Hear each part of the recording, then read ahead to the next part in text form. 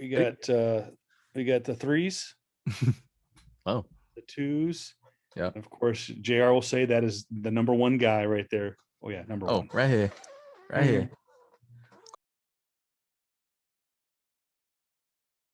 Of course, man. Big ups to Cobes, man. Rest in peace, my guy. He's got inducted to the Hall of Fame. His wife and daughter inducted him in the Hall of Fame. So that was really cool. How was everyone doing this fine Sunday night, man? It's a roundabout way of me giving an introduction and to the one, the only, your the yeah. How do you put it, Kev, about this fine podcast we're doing? Well, first off, this is PS Comics. I love you, Mhm. and we're both JR and I are a little confused Mm. because we did not study Roman numerals in high school. So I think it's episode 46. JR has 47 in the notes. 47. I think Something like that. I'll look yeah. back. I'll look online. Yeah. It'll be right when we post it online. Let's put it that way. What is Episode 40 something. 40 something? And we will put regular numbers here going out. We will ditch the Roman numerals. We're getting away from the WrestleMania theme, so to speak. And yeah, anyways, he is the Dark King, aka J.R. Cabacungan, How you doing? aka Agent J. Uh, Sure. he is coming from his undisclosed shield location, or is he sword? I don't know. We'll figure it out. Nah, Uh, it's just Kobe's gym. Kobe's gym. Yeah. And of course, yours truly, aka Agent K, aka the voice of reason, aka Kevin Pillow, coming at you from the undisclosed shield location in Indio, Mm. California, part of the greater Coachella Valley, which is made up by, of course, Palm Springs, which is, of course, what our comic book little podcast is named after. PS Comics, I love you. Mhm. We are entering, or rather, approaching Yes. is the word I was looking for. Yeah. Approaching the end of season one of our fine little podcast. Yeah, We man. have been on for nearly, if not over a year. We're Almost definitely, a year now. Yeah. yeah, almost a year. And I think we haven't quite talked about it yet. So this is going to be kind of dropped on JR a little bit. Mm. Is I am going on a 2-week vacation in July. Mm.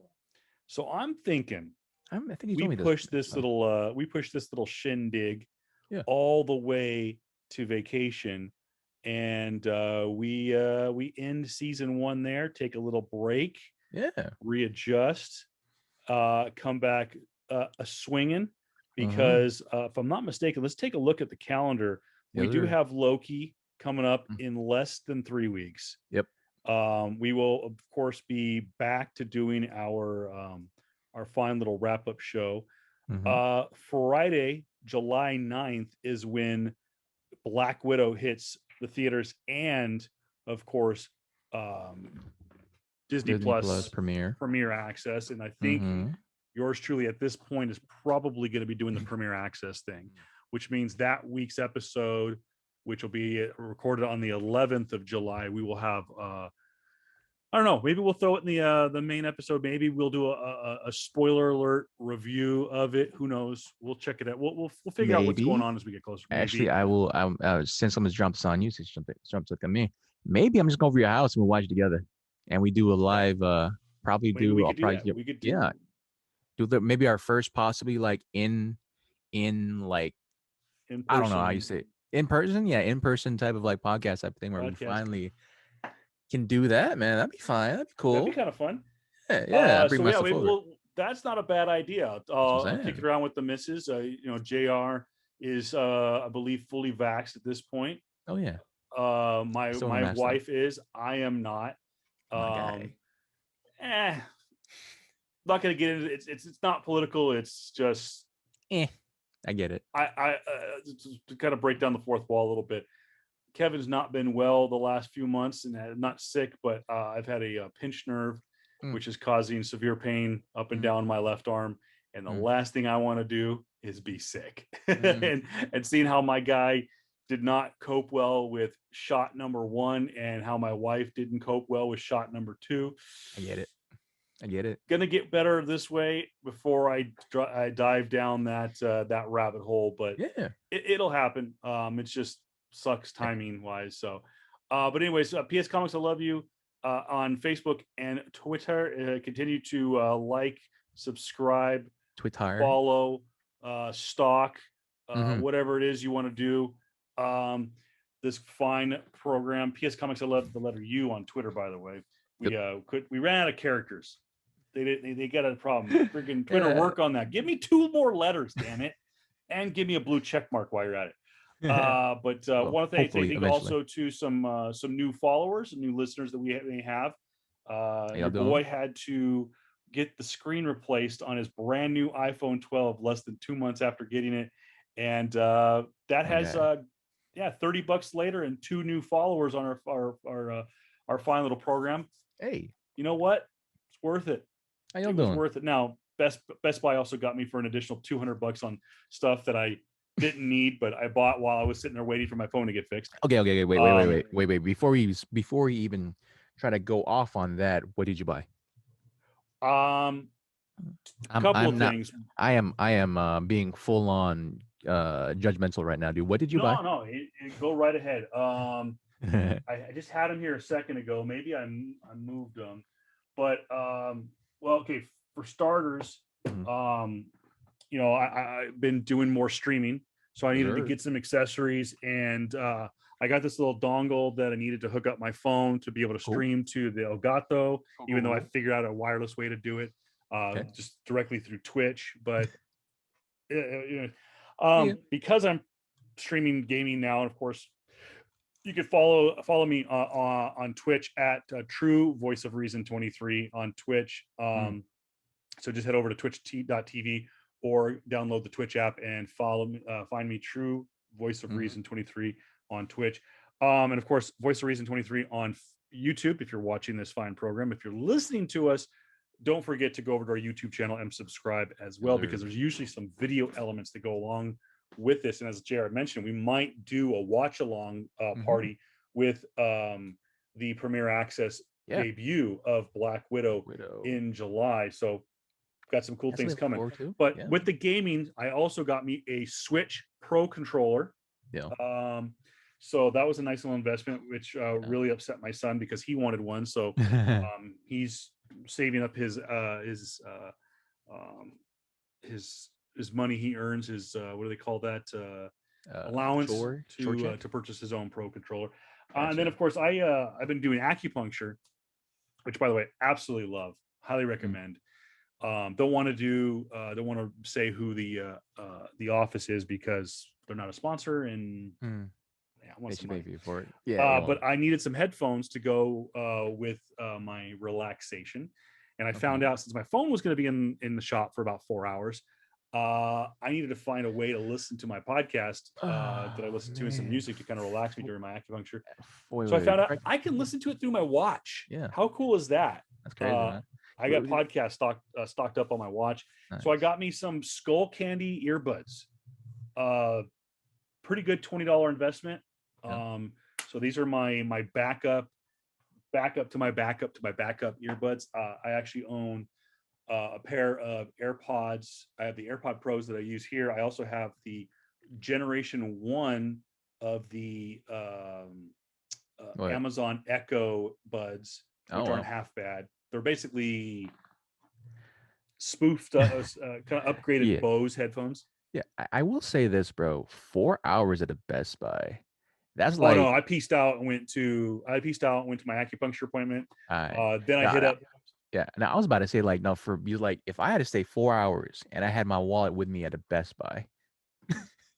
Oh, dude, I went by the PlayStation 5. I was close. If they had one in stock, it would have been a lot more expensive. Yeah, you would have yelled at. You know what? We would have parlayed this episode. Oh, dude, no. There would have been a parlay if I would have just found Spider-Man Miles Morales on PS4. It would have been a parlay till tomorrow, because I would have had the PS4 in this office. I would have been on the Elgato. Problem is, cannot find it on PlayStation 4 or PlayStation 5 still.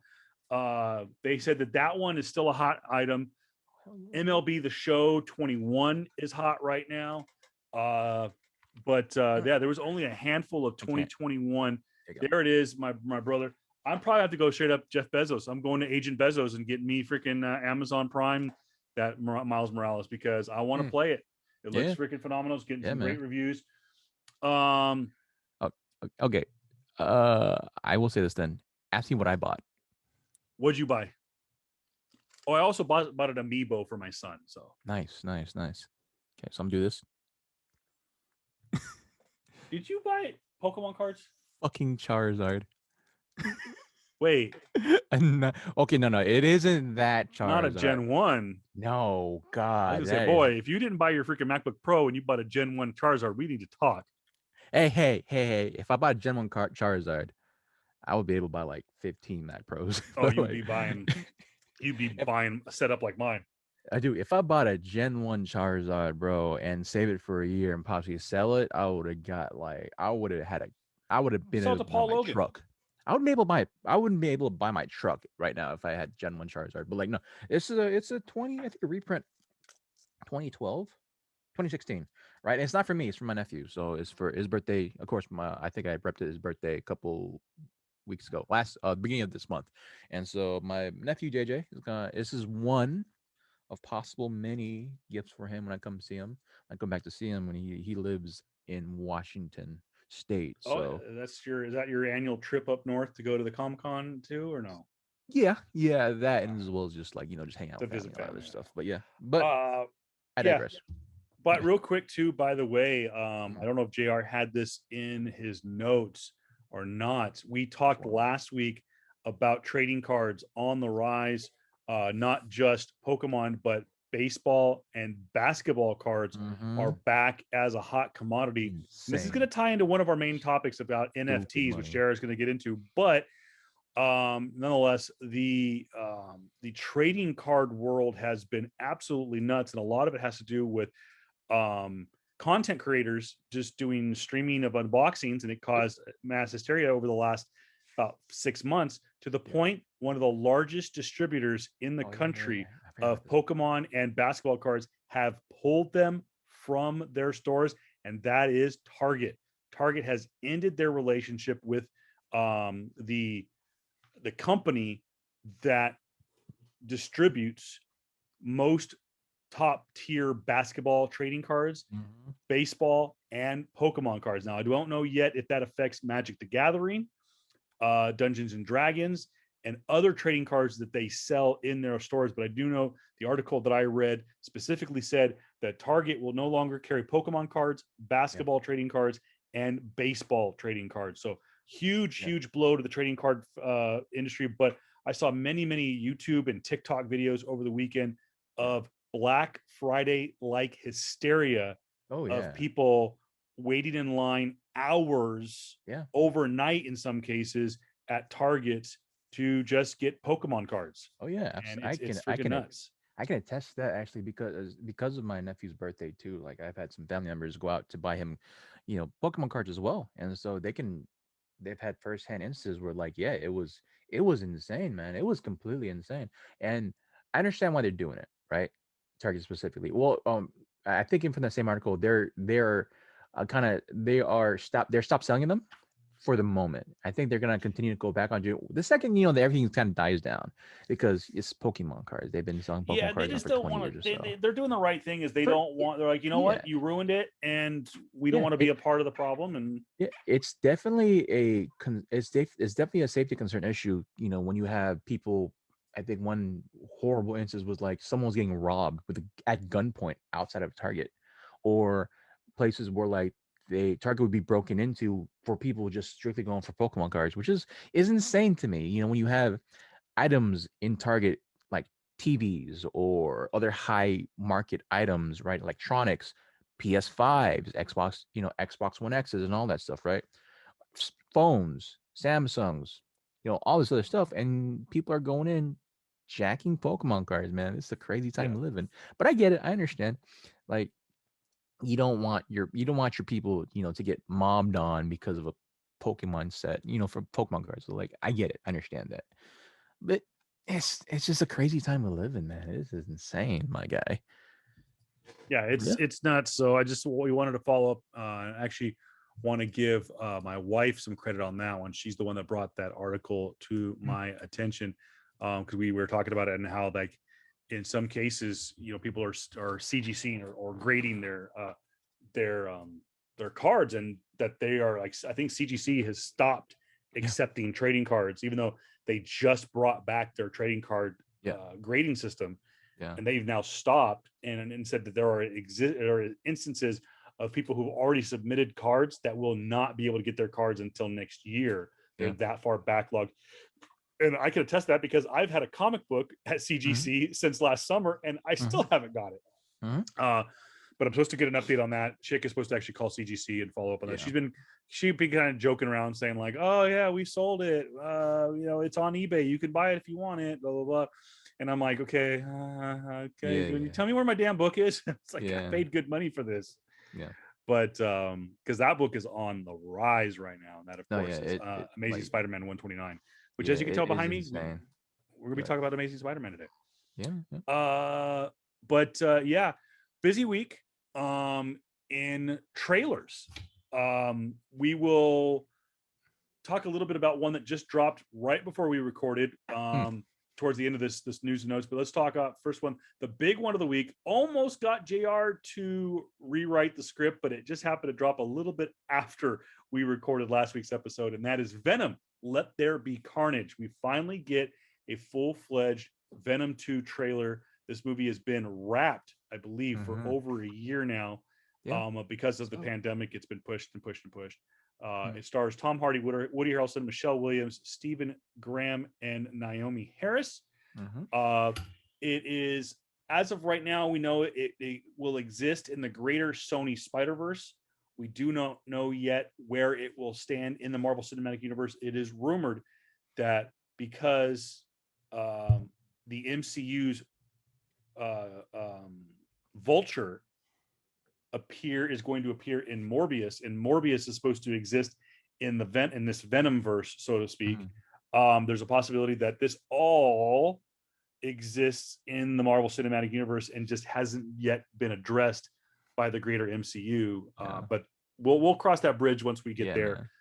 But a pocket universe within a pocket universe. That's kind of crazy to think of.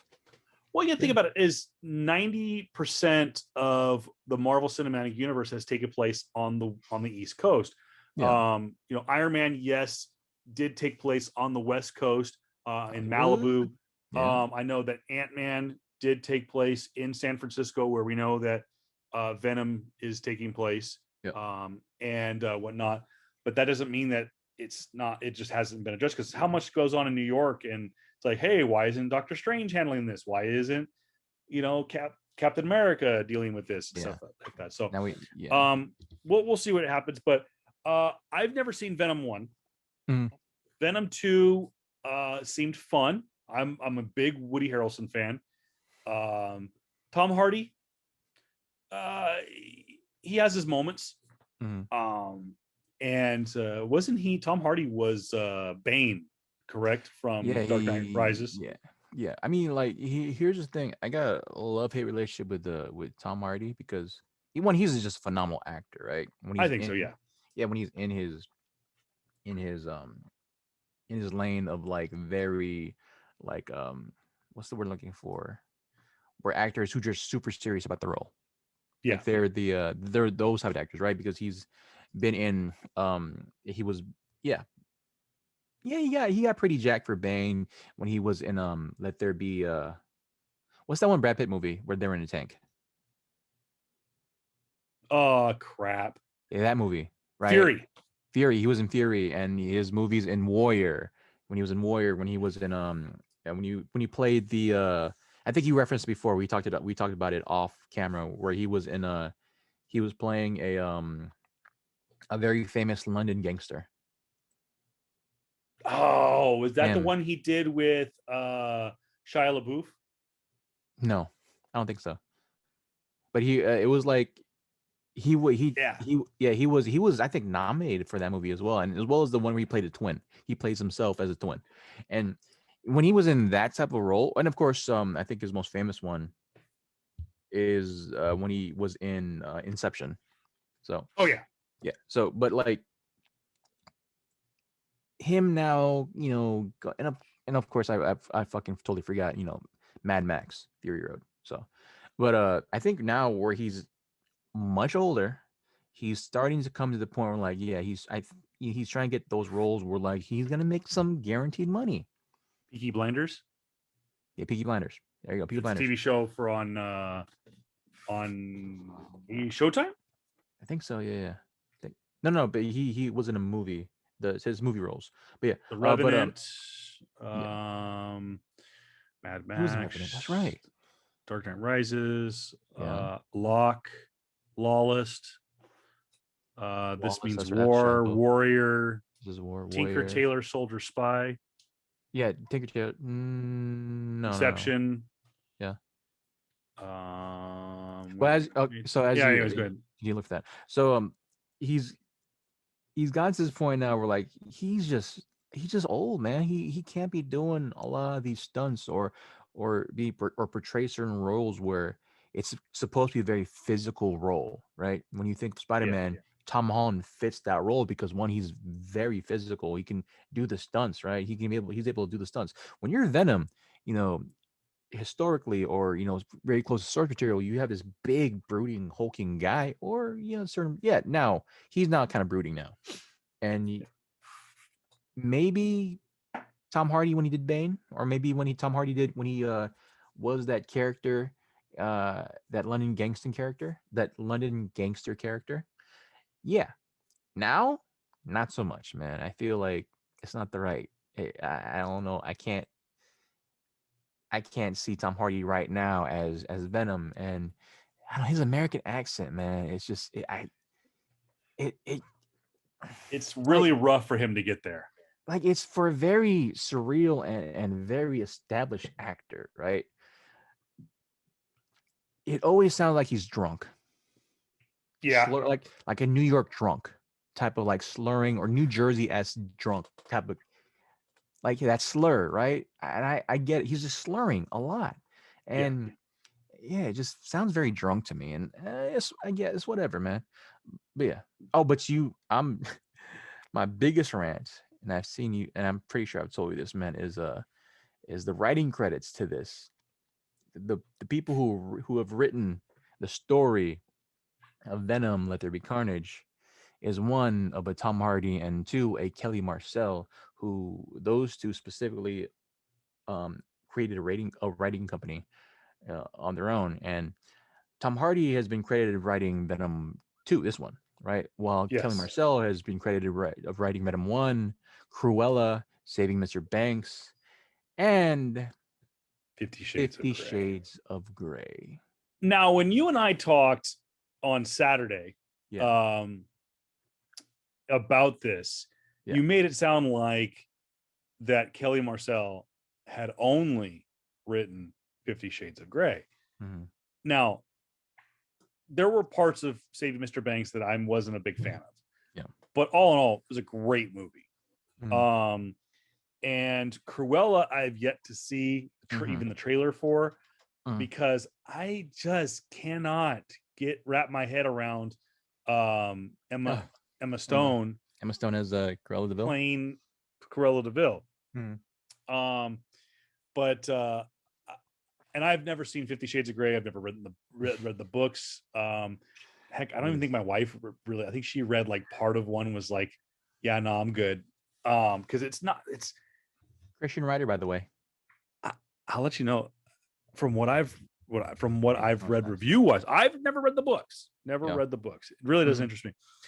Is people that I've never met anybody that actually enjoyed the books, male or female, gay or straight. There's some people I've known that don't like the books. And I've met people that have purchased all of the books and read them because they were all the hype, and read them and went, oh my God, like, what is this trash that I'm reading? Like, it's not that good. Yeah, okay. This is a whole different conversation about like, well, one, we have to establish like why 50 Shades of Grey came to be. And for those who don't know, 50 Shades of Grey supposedly, right? Because I think the writer E.L. James, I forgot. I don't Something like that. Can't recall the name. Was a very big Twilight fan. And how 50 Shades of Grey supposedly, right? The rumors come to be was that 50 Shades of Grey was actually a fan fiction of That doesn't Twilight. surprise me. That doesn't surprise me. So it spawned off into something else and became something else, and so there now you have 50 Shades of Grey, right? And Yeah. that came to be. Regardless of that, I just don't know how to feel about like this constant weird use of Sony pictures specifically, just disregarding source material or even disregarding writers from Marvel comics in general. I think, and I did some research on this. Okay. I think it's kind of tough because how so? Marvel Studios Mm-hmm. is trying to play nice with Sony desperately Mm-hmm. because they have Spider-Man, they have Tom Holland, Yeah. they want Tom and Tom's Peter Parker to play in their playground, Mm-hmm. and it's a $1 billion franchise, multi-billion-dollar franchise for just on the Marvel side. Yeah. But Marvel Studios being owned by Disney, and Disney owns Marvel Entertainment, mind you. Disney didn't just buy Marvel Studios; they bought Marvel Entertainment. Yeah. So I'm wondering if, even though most comic book creators are freelancers, that they're not getting the cooperation from a lot of the source providers to work on these films, because Disney's not like, no, don't go help them. They're competition, which would be a detriment, because I think in the long run, like we just said, it would be kind of cool for Tom Hardy's Venom, even whether you like it or you don't like it. Because I think that at this point, if let's say tomorrow morning we wake up and Disney bought Sony Pictures, or they just said, here's $2 billion or here's $20 billion, or whatever it is, we want Spider-Man back. We want the Spider-Verse back. Come play in our, coming back. Spider-Man's coming home permanently, yada, yada, yada. Unless that happens tomorrow, I honestly don't see Kevin Feige tackling Venom anytime soon in the Marvel Cinematic Universe. So the only way I think you're going to see Venom in the MCU is Tom Hardy's Sony Venom, and then playing niceys. Here's the thing that I gotta read about that. Specifically, the MCU thing, I don't give a fuck about. It's just more so in the sense of like, what the fuck kind of story are you putting out there? Like, and I think they're not getting the cooperation. But here's the thing about that, right? I know where the problem is because I've dealt with this problem. And I've seen this problem multiple fucking times over. You would have. Here's the thing. Comics. What's the credibility of a story within the overall arcing of like just movies in general? Outside of MCU. Little to none. Yeah. In the sense of like, if you are a quote unquote serious actor or a serious screenwriter, right? In the same thought process of like, let's say a Francis Ford Coppola, right? That movies like MCU, right, type stuff are just there for spectacle, right? They're not there for serious movie making, right? I've seen this and I've heard this and I've seen first witness accounts of it. If you've been working in Hollywood for a very fucking long time, you don't give a fuck about what comic book writers or what other media writers thinking about. You'll write your own story because it's your story that you've been hired to write, right? Even though it's an adaptation of another genre or another IP. We've seen this so many fucking times in Hollywood. The biggest one I could think of is like Dragon Ball Z, where the original arc of Dragon Ball Z was that, okay, you have a Super Saiyan, or you have a Saiyan come from a different Earth, and he learns martial arts, and he protects the world. All what fucking boils down to some freaking Western high school bullshit drama where the only Asian character is the Asian girl, right? And of course, maybe Master Roshi, and your green guy Piccolo is not green, is barely green at all, or he's green, yeah, sure, but like, it's very much this whole essence of like still like superiority within Hollywood, where like, no man, I think my story that I'm gonna write on the spot will be much fucking better than yours, even though your story that's established the character that I'm writing about is seen as, is seen to a huge group of fans.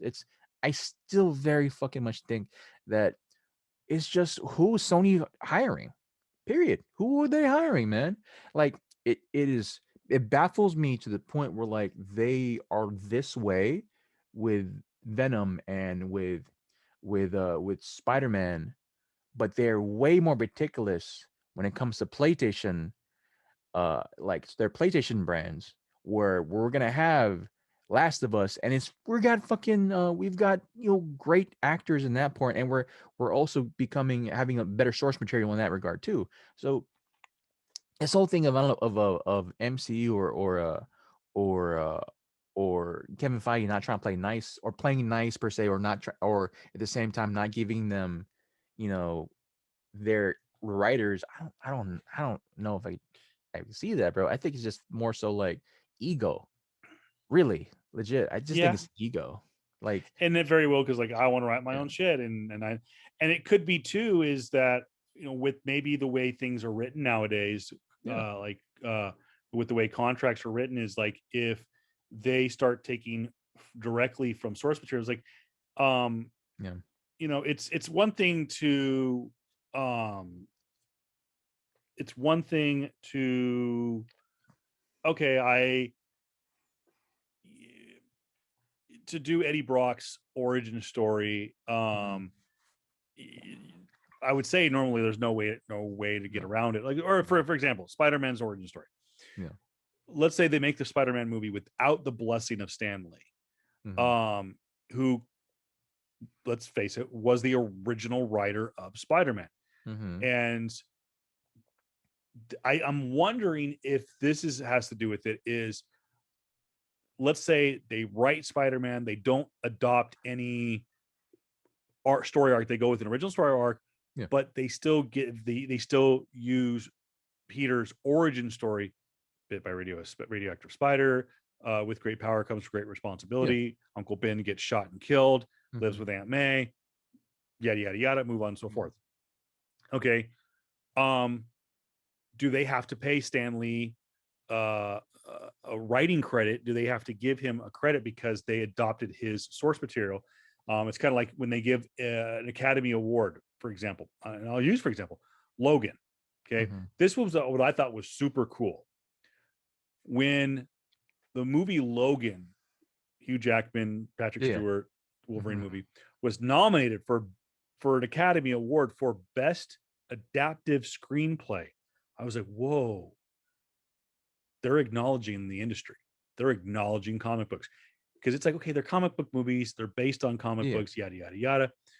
But when you are in the Academy Awards, you go like, you're not acknowledging Shakespeare, you're not acknowledging Tom Clancy or John Grisham or whoever, yeah, Ham. You're not acknowledging Plato. You're not yeah, yeah, acknowledging whatever. You're acknowledging freaking Mark Miller or a Donnie Cates or whoever. That's what it was. So it was like, whoa, Old Man Logan just got nominated for an Academy Award. And so I'm wondering if that's what they have to do, is with like, oh, you adopted Days of Future Past, dude. If you get nominated for an Academy Award, that's got to be Chris Claremont's award, you mm, know. So I'm wondering if that has to do with anything. It's like if they go with a certain storyline, whether they're going with an original storyline, you have to give some kind of writing credit to the whatever. maybe, So there's a whole yes, business side of it that yeah, we don't know. yeah, But I'm with you, bro. Even if you decide to go with an original content, I'm looking through IMDb, ego, and there is no mention. And usually, if you go through IMDb and like for example, Black Panther, you're yeah, going to find Tanahashi Coates' name in there. Did he yeah, write the script? No, nope, but his work on Black Panther inspired Ryan Coogler and his script writers to make the Black Panther script. And he yeah, says the same thing is going to go for Wakanda Forever and his Kingdom of Wakanda series that's going to be yeah, coming to Disney Plus. He's not hiding the fact. No, Tanahashi Coates, come on, more the merrier. I want to be inspired. I'm just wondering if, yeah, like you said, Kelly Marcel and Tom Hardy are like, no, we want to, because if you look at it, they're the writers, they're the yeah, producers, they're obviously Tom starring. yeah. He I wants mean, like, all the money. that's what I'm saying. The closest resemblance from the Venom Venom 1 specifically, well, Venom only, to like the source materials is like, okay, they got a couple slight origin stories, maybe. Not really, actually, even in hindsight now, but like, okay, there's some characters, right? That there are some, characters from Venom 1 that are from comic books, period. Venom, uh, soon to be Shriek, spoiler alert, whatever, and She Venom, and some other symbiotes in there. That's basically it. The resemblance after that is nowhere to be seen, other than him being in San Francisco, Eddie Brock being in San Francisco, and maybe some other things there. It's just to me, it very much feels like the bastardization again going to happen, where we have a, where we have a very valued and very, yeah, valued franchise or character gonna be privy to Hollywood again. I mean, I've seen with fucking Resident. It's nothing new to me. I've seen it so many fucking times with Resident Evil, Avatar, Last Airbender. I've seen it so many freaking times with freaking Transformers. Like Yeah. it's nothing new. I get it. I understand. It's just fucking people just wanting to do their own thing with it, with an established franchise. Just just hopefully get the fans in. So whatever. But we'll continue on. We stay on this subject a little bit too longer. Just continue on again, man. Just a couple trailers dropped this month as well. Just a couple. I've only put a couple. One, the Friends, the reunion, which is gonna go down HBO Max. It's gonna, I think, gonna be premiering the end of this month, like the 27th And or there's this so. month. I think it's May 20. I think I 27, saw I May think. 26th or something like Okay. that. Yeah, it's gonna be So yeah. it's gonna be revealing. I will say I'm not really a Friends fan. I never really got into Neither it. am I. Neither am I. My wife is. I Yeah. will say that I have. I will watch this reunion just for the pop culture standpoint of it. Yeah. Yeah. But Same. yeah, I'm not a big fan of it. Yeah.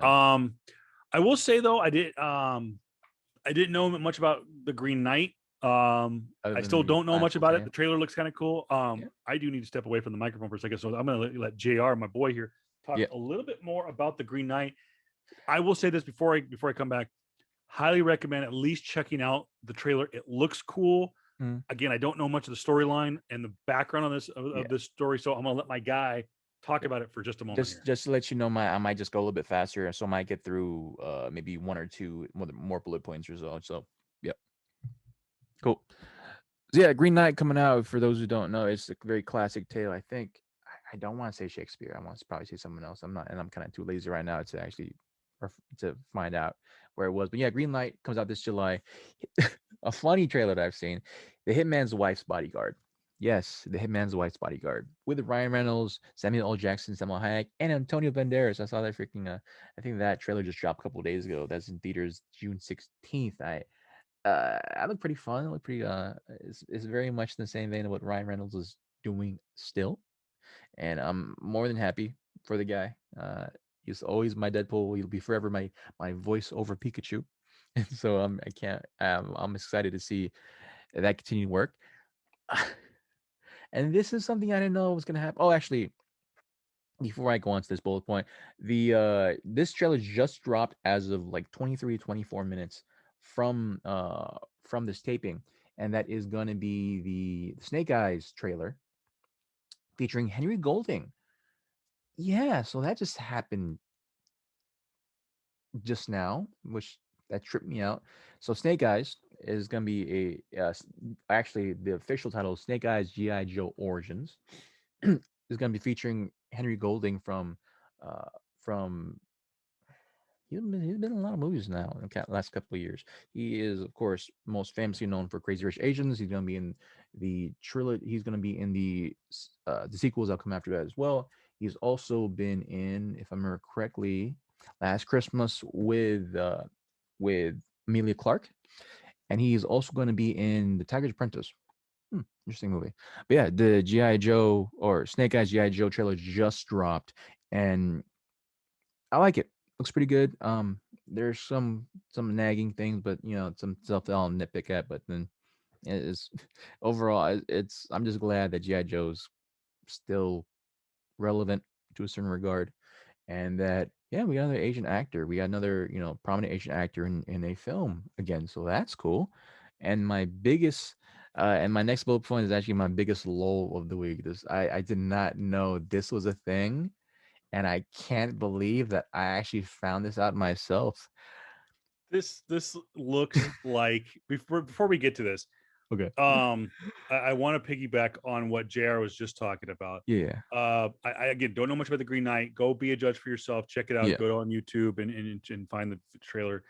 It's good. It's good, by the way. It's different. It's yeah, you're right. It has very Shakespearean Mm. kind of connotations to it a little bit, but it's I wasn't sure if it was based on anything. No, yeah, it is. It is. It's actually I wasn't an sure if it was going old. like a graphic novel or something No, no, like no, no, that. no. No, It's actually the Green Knight. Sir Gelwin's Green Knight, which is actually, I think, a Arthurian tale, if I remember okay. correctly, and it is after yeah, epic medieval fantasy. No, it's the film, but I'm trying to find. There you go, Sir Gawain and the Green Knight. I will They say this going into the hit, but anyway, check it out. go ahead. We'll you know what I'll do is I'll make sure we put it on our Facebook page. I'll post all these trailers, including the teaser for the Friends trailer Mhm. and the Snake Eyes trailer. Going back real quick to Ryan Reynolds, Hitman's wife, Bodyguard. Jeremy, you made a comment off the air that it's they basically have hired Ryan Reynolds to play himself. And Samuel Jackson too, basically. And Sam Jackson and Salma Hayek can play herself all day long. I don't care. Mm-hmm. I will forever have a woman crush Wednesday on Salma Hayek. I love the work she does. Yes, I get it. She's drop dead gorgeous and whatnot, but I love her accent. I love her fieriness. I guess you'd say her you want to call it her Latin spice, whatever you want to call it. Ever since Desperado, she's an amazing actress. I even liked her in Dogma. She was in Kevin Smith's Dogma, and she was good in that. She can make anything good. And she's also, remember, in the Eternals. So. She is in Eternals, which I went back and I watched the dais or the panel for Marvel's Hall H in 2019, which was phenomenal. And Eternals alone, when they didn't have Kit Harington on the stage that day, but they had announced that Kit Harington was going to be in it. And the fact that in one movie they have the critically acclaimed Selma Hayek, who is a fabulous actress. You have Academy Award winner Angelina Jolie and Kit Harington, who is one of the major characters of one of the greatest TV shows of all time, Game of Thrones. Marvel's not, pardon my French, Marvel's not fucking around. Yeah. I mean, you thought they weren't screwing around when they casted Benedict Cumberbatch. And of course, they started everything off with Robert Downey Jr., but Robert Downey Jr. in 2008 was a gamble. Yeah. And they just said, we're just going to pay dividends on this gamble. But since then, getting guys like Benedict Cumberbatch, who is an Academy and Emmy Award nominated actor, and you get, I mean, people go like, well, they got Paul Rudd. And I'm like, dude, Paul Rudd would, if they offered Paul Rudd Ant-Man and he turned it down, he's not, I mean, he's a good actor, but he doesn't have the clout to turn it. He's not George Clooney to turn it down, but just the fact that they got those actors, I was like, and in a weird movie, it's not like Salma Hayek's going like, yeah, I want to play Aunt May, they're going, no one knows who Eternals is. And so they got 3 major actors and actresses in a so that was huge. So again, I just wanted a woman crush Wednesday on Salma Hayek. You mentioned Ryan Reynolds, everyone's favorite Pikachu. Heard a little bit of bad news this past week. Was his name was it Justice Smith? Is that his name? Yeah. The guy that was in Pikachu and he's also in Jurassic World. Yeah. He says that there was talks of doing a sequel after the huge success that Detective Pikachu was, but he says it has cooled off, and he goes, I am nearly 100% certain there will never be a sequel. And there were But then again, he could be just whatever, No, yeah, throwing us off the scent. it's never say never type of thing. And one, Oh, hell it's yeah. Nintendo, so it's gonna happen. Well, Sequels in Nintendo are like, oh, granted, yeah, okay, sure, it's from a different company, but like, it's not, and it's from the Pokemon Company, yeah, and I don't know if Niantic has anything to do with that. I think Niantic just does the mobile version of the game, and yeah, Nintendo does the main. But they would be dumb, and with the success of Sonic the Hedgehog and Sonic getting a sequel, and there's a lot of hubbub about the sequel. yeah. They're going to do a Detective Pikachu. Maybe they're just not going to have justice in it, and they're going to go a different direction. Obviously, we know now that Catherine Newton is going to be a little busy for the next couple of years. So, yeah, no, like, no, it's gonna happen. Well, the Pokemon Company is still owned by Nintendo, and if Nintendo wants a sequel, they'll get a sequel. they're going to get a sequel. It's gonna happen. It might take a couple years from now, but that's fine. That's fine. That's fine. With that said, let's move on to JR's deep dive find on the SyFy network. We teased it a little bit, bro. What the hell? Tell us about, basically, this sounds like from the producers of Sharknado, we present. Okay, so bear with me here. SyFy has announced that it will air Bring It On Halloween. Yes, that. So that movie about cheerleaders with Kirsten Dunst and Gabrielle Union, that was originally aired 2001, 2-ish, right? Which by the way, yeah, when I saw that movie, I've been a huge Kirsten Dunst fan my entire life. mm-hmm. I think she's a phenomenal actress. Obviously, when I was in college, she's good looking. That movie was filmed 5 minutes from where I lived in when I was in college. I was so pissed. I forgot the other actress's name, not Gabrielle Union, but the Elijah one that Dushku. plays opposite, huh? Elijah Dushku. Was it? Elijah Dushku. I love her. Yeah. I love her specifically in Buffy too, so I loved her. And so yeah, Bring It On, that franchise, and Halloween. Yes, that Halloween with a serial killer with Jamie Lee Curtis. So we have now an amalgamation of Bring It On, this, which honestly sounds really freaking good because you have cheerleaders and a serial killer. The point that was, instead of having camp counselors, you have cheerleaders. Yeah, this does make sense. Yeah, so hear this synopsis. Just hear this synopsis. Held down by restrictive rules, an embattled cheerleading squad seeks the freedom of a creepy closed gym to practice for regionals. But when members of the squad start to disappear, the cheerleaders must unmask their assailant to save themselves. What? It's supposed to be airing in 2022, and it's gonna be on SyFy. And I know that there has been bringing on, I guess, other entries to bring it on in the last couple of in the last decade or so, man. But the most memorable one was most likely gonna be the first one, right? Because that's the one that started off. They also have the little short girl from the band Black. Wasn't that remember that pop group? Anyway, it doesn't matter. There was the little short one, the little feisty one that was with Gabrielle Union. I always liked her. So I can't think of her name. I don't. Was it you're talking about Destiny Child? No, it was a all girl group called Black, and it was BLAQUE was the name of the group. It was like a all girl African American, like 98 Degrees. They weren't quite the big mainstream name. They had one album. Yes, I was a sucker for pop music, so I bought it. And they were a one-hit wonder, and I think she catapulted her 15 minutes of fame into a bit role on. So but you bring me in to remember the obscure shit. Speaking of Sony, we talked about earlier that Sony Pictures is kind of phoning in the Venom franchise. That's according to JR, who is a huge Donny Cates fan. I think you're just bitter that Donny Cates didn't get to work on Venom, which would have made it a hell of a lot better. Yeah, I would have made a lot. Especially if they fucking announced no, I'm gonna be pissed off. And of course, we mentioned earlier about video game controllers. I now have a Pro controller for my Switch.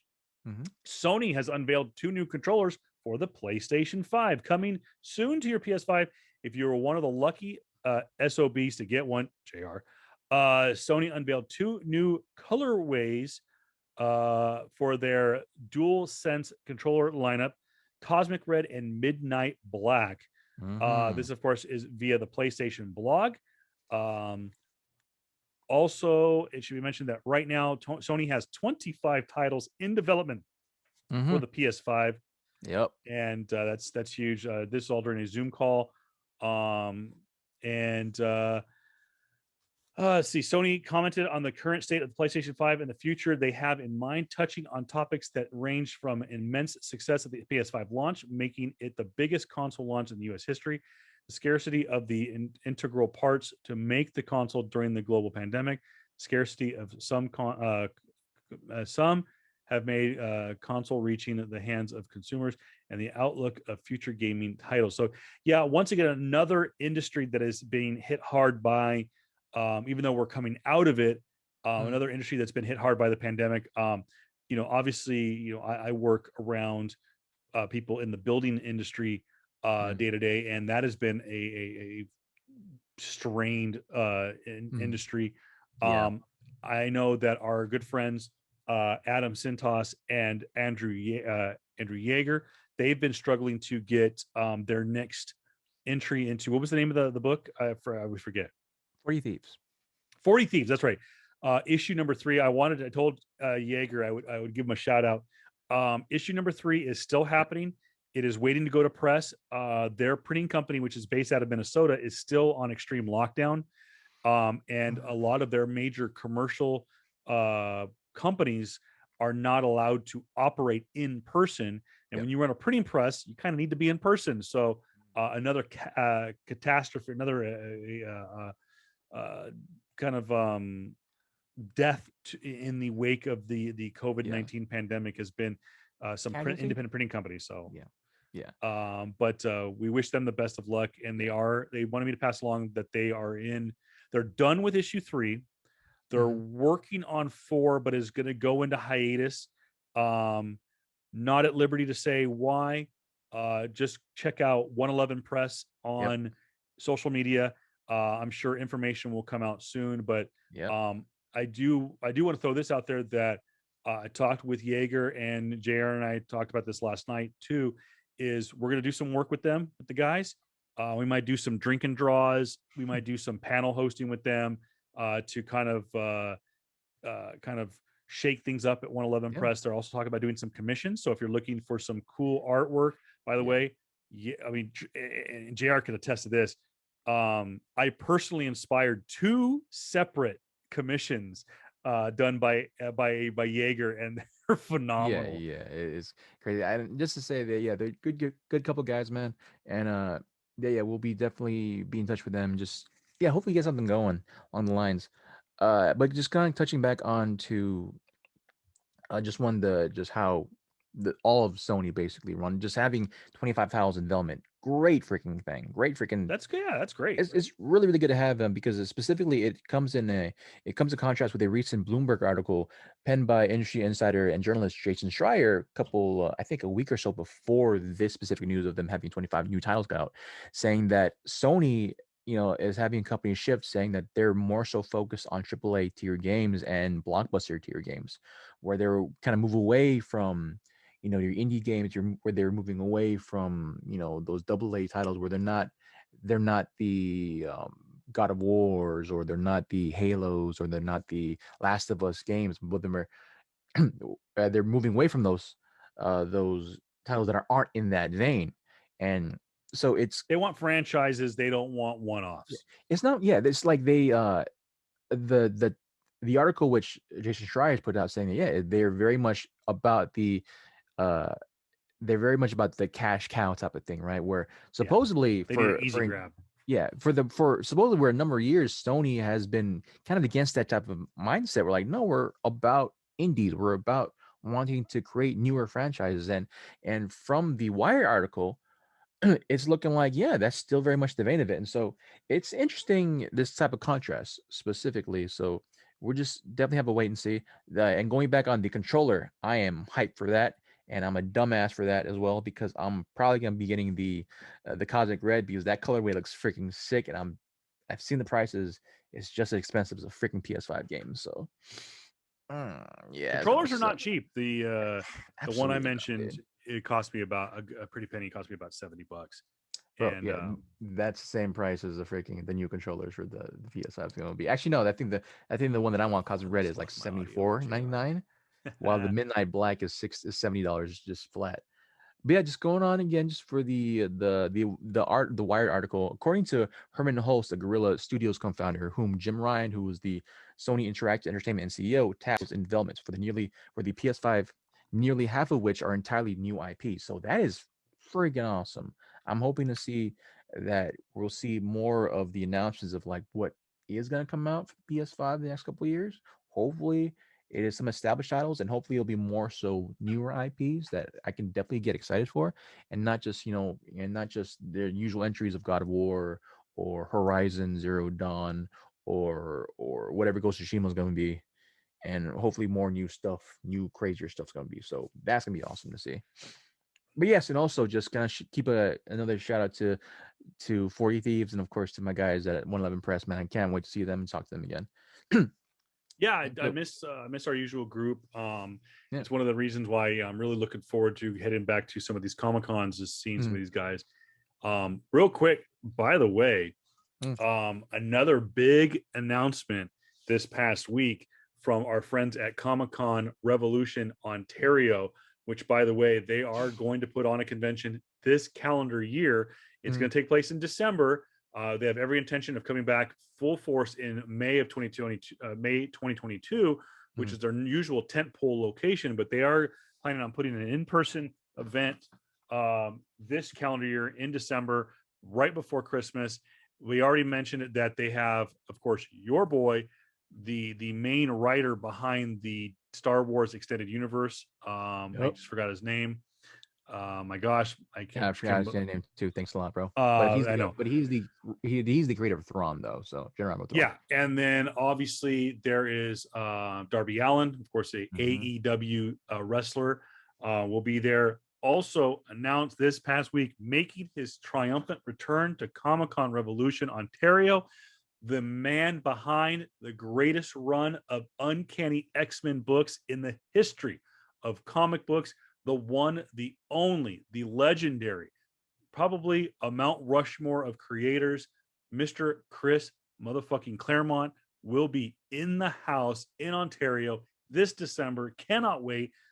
I might have him sign my other Uncanny X-Men number 141, so that I can send that off to get CGC'd and get that little yellow bar of fame. So yeah, and the author of the Thrawn series is the one only Timothy Zahn. So Timothy Zahn. As soon as you said it, you said that T. I wanted to say Thomas Zane for some reason, but that wasn't right. I think I was thinking Thomas Wayne, of course, the father of Batman. But yeah, Timothy Zahn. Just to name a few. Comic-Con Revolution has promised us some amazing guests to come out this December, and they are going to roll out the red carpet leading up to the December premiere. And again, Chris Claremont coming back. Super cool dude, highly recommend it. And what's cool about him is he doesn't usually charge for autographs. Man, before we end off on that though, all this promotion we're giving to Comic-Con Revolution, they should give us some free tickets, bro. I'm saying I might hit them up, or at least make us the official podcast of Comic-Con Revolution, because we will do a live show. And they have, and they have done a podcast alley. They have done so it's a good idea. We might hit them up. I do know that talking with, I have heard through the rumors that Comic-Con Palm Springs has every intention of returning in 2022 as well. They're not going to quite hit us back in 2021. So moving right along real quick, Castlevania season 4 released on Netflix. The final season focuses on the conclusion that culminates with the trio Trevor Belmont, Adrian Tempest, and Alucard, and Sipa Benatis as the continual bout against Carmilla and the remnants of Dracula's army. I loved the Castlevania series on the original Nintendo. And I've always been a big fan of them and being in different multimedias. So yeah, check that out. I will say that's probably one of the closest like source material iterations I've seen of any media form of any type of other media, right? Specifically video game media, where because we've for a very, very long time, any jump from video game media into like anything at all has been just near complete crap aside outside of maybe Spider-Man, Yeah. right? Maybe what else in them was probably a decent one. I think Mortal Kombat 1, right? The original back in the 90s. And overall, they've been doing a really decent job, man.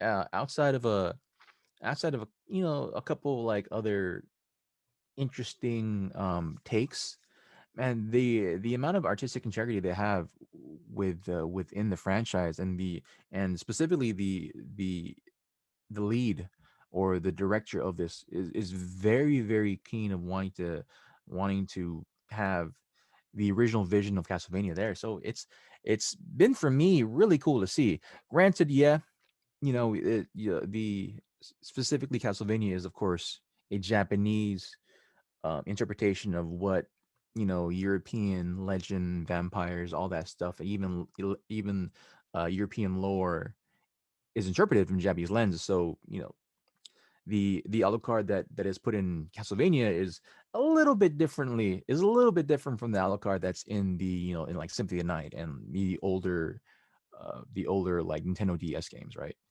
Yeah. But overall, man, just the amount of integrity as well as artistic license that the Castlevania series has done has really for me expounded on the universe. Like I love that they've kind of molded more so into the Dracula mythos of we're like, well, the reason why Dracula is this way is because his wife was killed, was massacred, was basically burned alive by a very demagogue, very much black. We call it like, what was the history? At a certain point in history, the Dark Age history, Yeah. Dark Ages type of stuff, where like where they wanting to like ban people and kill people and not ban people, but like if it was against very much against very Spanish Inquisition-esque, right? And I like their flip on Dracula because yeah, he's a much more tragic character in that sense, and and all of his actions come from very human emotion, even though he's a non-living being. And that type of artistic license or expression feels like it's very like it's built upon, right? Well, even though nowadays uh, we've seen a lot of bad characterizations or bad takes on artistic expression, where they're molded into some weird form of like modern day, like political leaning or modern day how we view as right now into now, right? Yeah. It's kind of weird, bro. Like we have the good sides of like artistic expression in a positive light, which expounds on the original, but we have the bad. And this is going to segue into the main topic for the into today's podcast is how far are we going when it comes to canceling art now? Are we too far now specifically? Like the main point topic today was a particular uh, a very prominent artist in the comic book realm has been quote unquote or been trying to be canceled or have been or has been getting a lot of criticism or harassment because of a critique put upon him and how he responded to that quote unquote critique. And I'll have my comrade here just go into that. Yeah, so this was something that came out a couple. It's actually been going on for quite a bit, and Yeah. let's kind of go back a bit. Mm, In the wake of the social justice warrior movement, the hashtag Me Too movement, mm, a lot of artists have come under fire yeah. for their Been put on what do you call it, blast. Bordeaux or burlesque, uh, what do you Pinup want to call it, style. Yeah. pinup style of artwork. Has come under style for being sexist, for being which I don't get. People go, oh, it's it's borderline sexual harassment. I'm like, no one's being harassed. Yeah. And so a lot of these artists, I would almost listen to the argument of sexism, but let's address the pink elephant in the room. Okay. First off, let's go demographics. Okay. In the history of comic books, the majority of comic book owners are, you guessed it, men. Yes, at the beginning it was little kids, mostly boys, but as those boys turned into teenagers, teenagers turned into young adults turned into adults, guess who continued to read comic books? Men. So the age-old demographic that everyone wants to reach is the age-old 18 to 40 male demographic. That is the number one media demographic of all platforms: TV, radio, movies, print. 18 to 40 male, number one demographic. And guess what? Over the course of the last 40 or 50 years, sells number one source of material that sells, universally kind of rolled into one overlaid topic is sex. You've heard the saying, sex sales. And guess, in the comic book world, if you watch the documentary on the Image Boys, on the Image Comic Boys, they even talk about in there big muscles, big guns, big pouches, and you guessed it, big boobs. That's what has sold. It's always been that way. And no one has been, since day one, even in the plain, quote unquote, plain Jane era of comic books, no one was ever drawn frumpy. Even Lois Lane in the early ages of Action Comics was drawn with a little bit of curve to it. Oh my gosh, and I'm not saying her boobs are hanging out, but there are some curves to her. Mary Jane in the 1960s, and oh my gosh, I can't think of her name. Archie Comics. We can go back Betty to and Veronica. Betty and Veronica. They've always had some curves to them. Yeah. And so this pinup style, which has been made famous by obviously like guys like Adam Hughes, who's one of your favorite artists, and of course has been championed over the years by guys like J. Scott Campbell, Art Germ, just to name a few. And has even gone as far as you kind of look at even a female artist like oh my gosh, Jennifer Zone. Well, I was talking about Jennifer Zone is I mean, huge. Big one. Jen Bartel. Jen Bartel does. Who's the artist? Your new girl. Peach Momoko. Peach Momoko is not quite pinup, but she's not being salacious, but she's not being quote frumpy and feminist. But just go. Okay. So, anyways, in the wake of the Me Too movement, a lot of these artists have begun to be, hey, your time has come, you're passé, move along. Your style isn't even realistic. And let me real quick, give me a second here. Let me bring up let me find the full page picture here of Amazing Spider-Man number 601. So give me a second. I'm just trying to get it to work here. As he's saying that, so I'm basically just going to go over the topic of debate. Here we go. So there's the full and mind you, this style of Mary Jane, number one. And for those of you who are listening to the podcast on one of your podcast platforms, check us out. The link is in the description of the podcast. Click to the YouTube link, and we will. You could check this out in the audio form and check some of the visual elements of this podcast. But this was very 90s-esque. This was very, and it's funny because this adaptation of Mary Jane was used in Scott's dedication to Mary Jane throughout the decades. This was his 90s Mary Jane, and he's even said that his 90s Mary Jane was based on Jennifer Aniston. It was based on, and she had a lot of curves and she was Yeah. super skinny. And everyone's like, well, it's not realistic. Oh my God, of course Yeah. not. Yeah. It's a freaking comic book. Yeah. But Yeah. go ahead, sir. I'm sorry. No. It's just more so the reason with the point for this specific topic was that J. Scott Campbell has coming under fire of this because of another artist reconfiguring his art, specifically of course the 601. Now what has happened here is that a Twitter user, or no, what is it called? Not a Reddit, Tumblr, Tumblr user. which is a photo Yeah, blog, yeah, it's a photo blog. It's an old social media platform. it's Yeah, an old social media platform that has been going through years, and were attributed by a lot of teens and a lot of people who are still into art, very much into art, and that's still being used today. That there is this thing going around specifically on Tumblr where people critique art or comic book pages specifically, and one of the and this artist uh, has taken upon themselves to edit this art, where is used specifically saying that it is in the lens of today, where the art is heavily modified specifically on Mary Jane.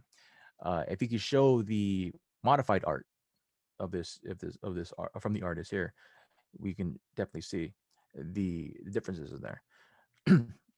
And yeah. Let me it's not, I'll bring up yeah, the fix in a second here. yeah, and more so, our comments are not, or my specific comment is not more so on the edit, or even on Campbell's on Campbell's rebuttal per se. It's more so on this idea where it is now okay to cancel artists who are critique and critiquing somebody else because of their art.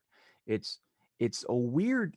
We've come into, again, a weird time where we have did this weird pendulum swing of history where we're now back to, again, to canceling art again Yeah, in today's day and age, where to me it feels like the 60s again, or it reminds me of like when history talks about the 60s or the early 30s, where they're talking about like, oh no, we should worry about the kids and we should worry about how we are viewed about today, and we should cancel weed, and we should cancel rock and roll music and all this other stuff. I'm like, it's very much the same vein.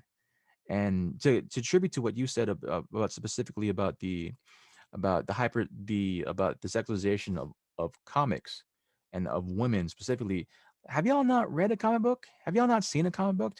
Everything on there is hypersexualized. yeah, And of course, it's not a good thing or a bad thing, but more so, if y'all can see specifically, who else is there? Who else in that picture is sexualized? The guy behind her jumping yeah. out the window, Spider-Man. You think that's a natural physique for a human male? Absolutely not. Yeah, And look at that! granted, Look at that tight ass. Yeah, no one has no. like the 90, like here's the thing specifically about comic books, or even anything in art in general. A lot of that is gonna be the fantasy.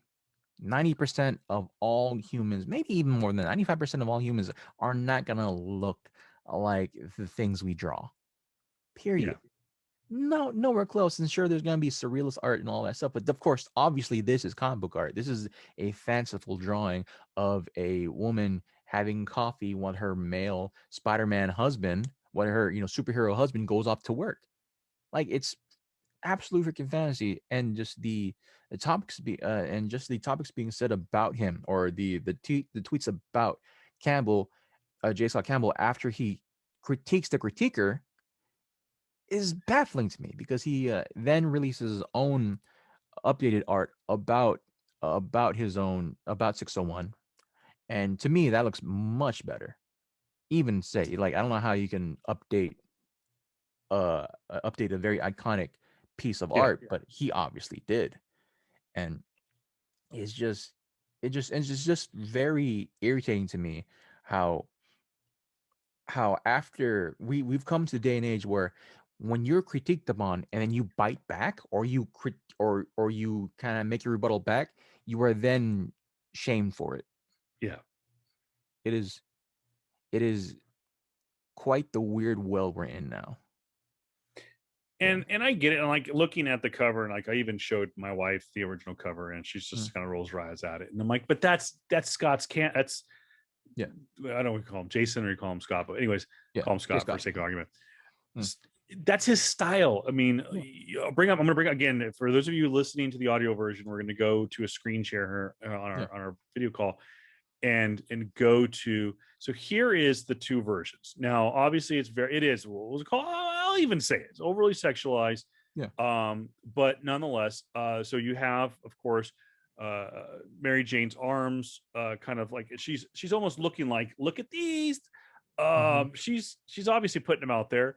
You know, and that was funny.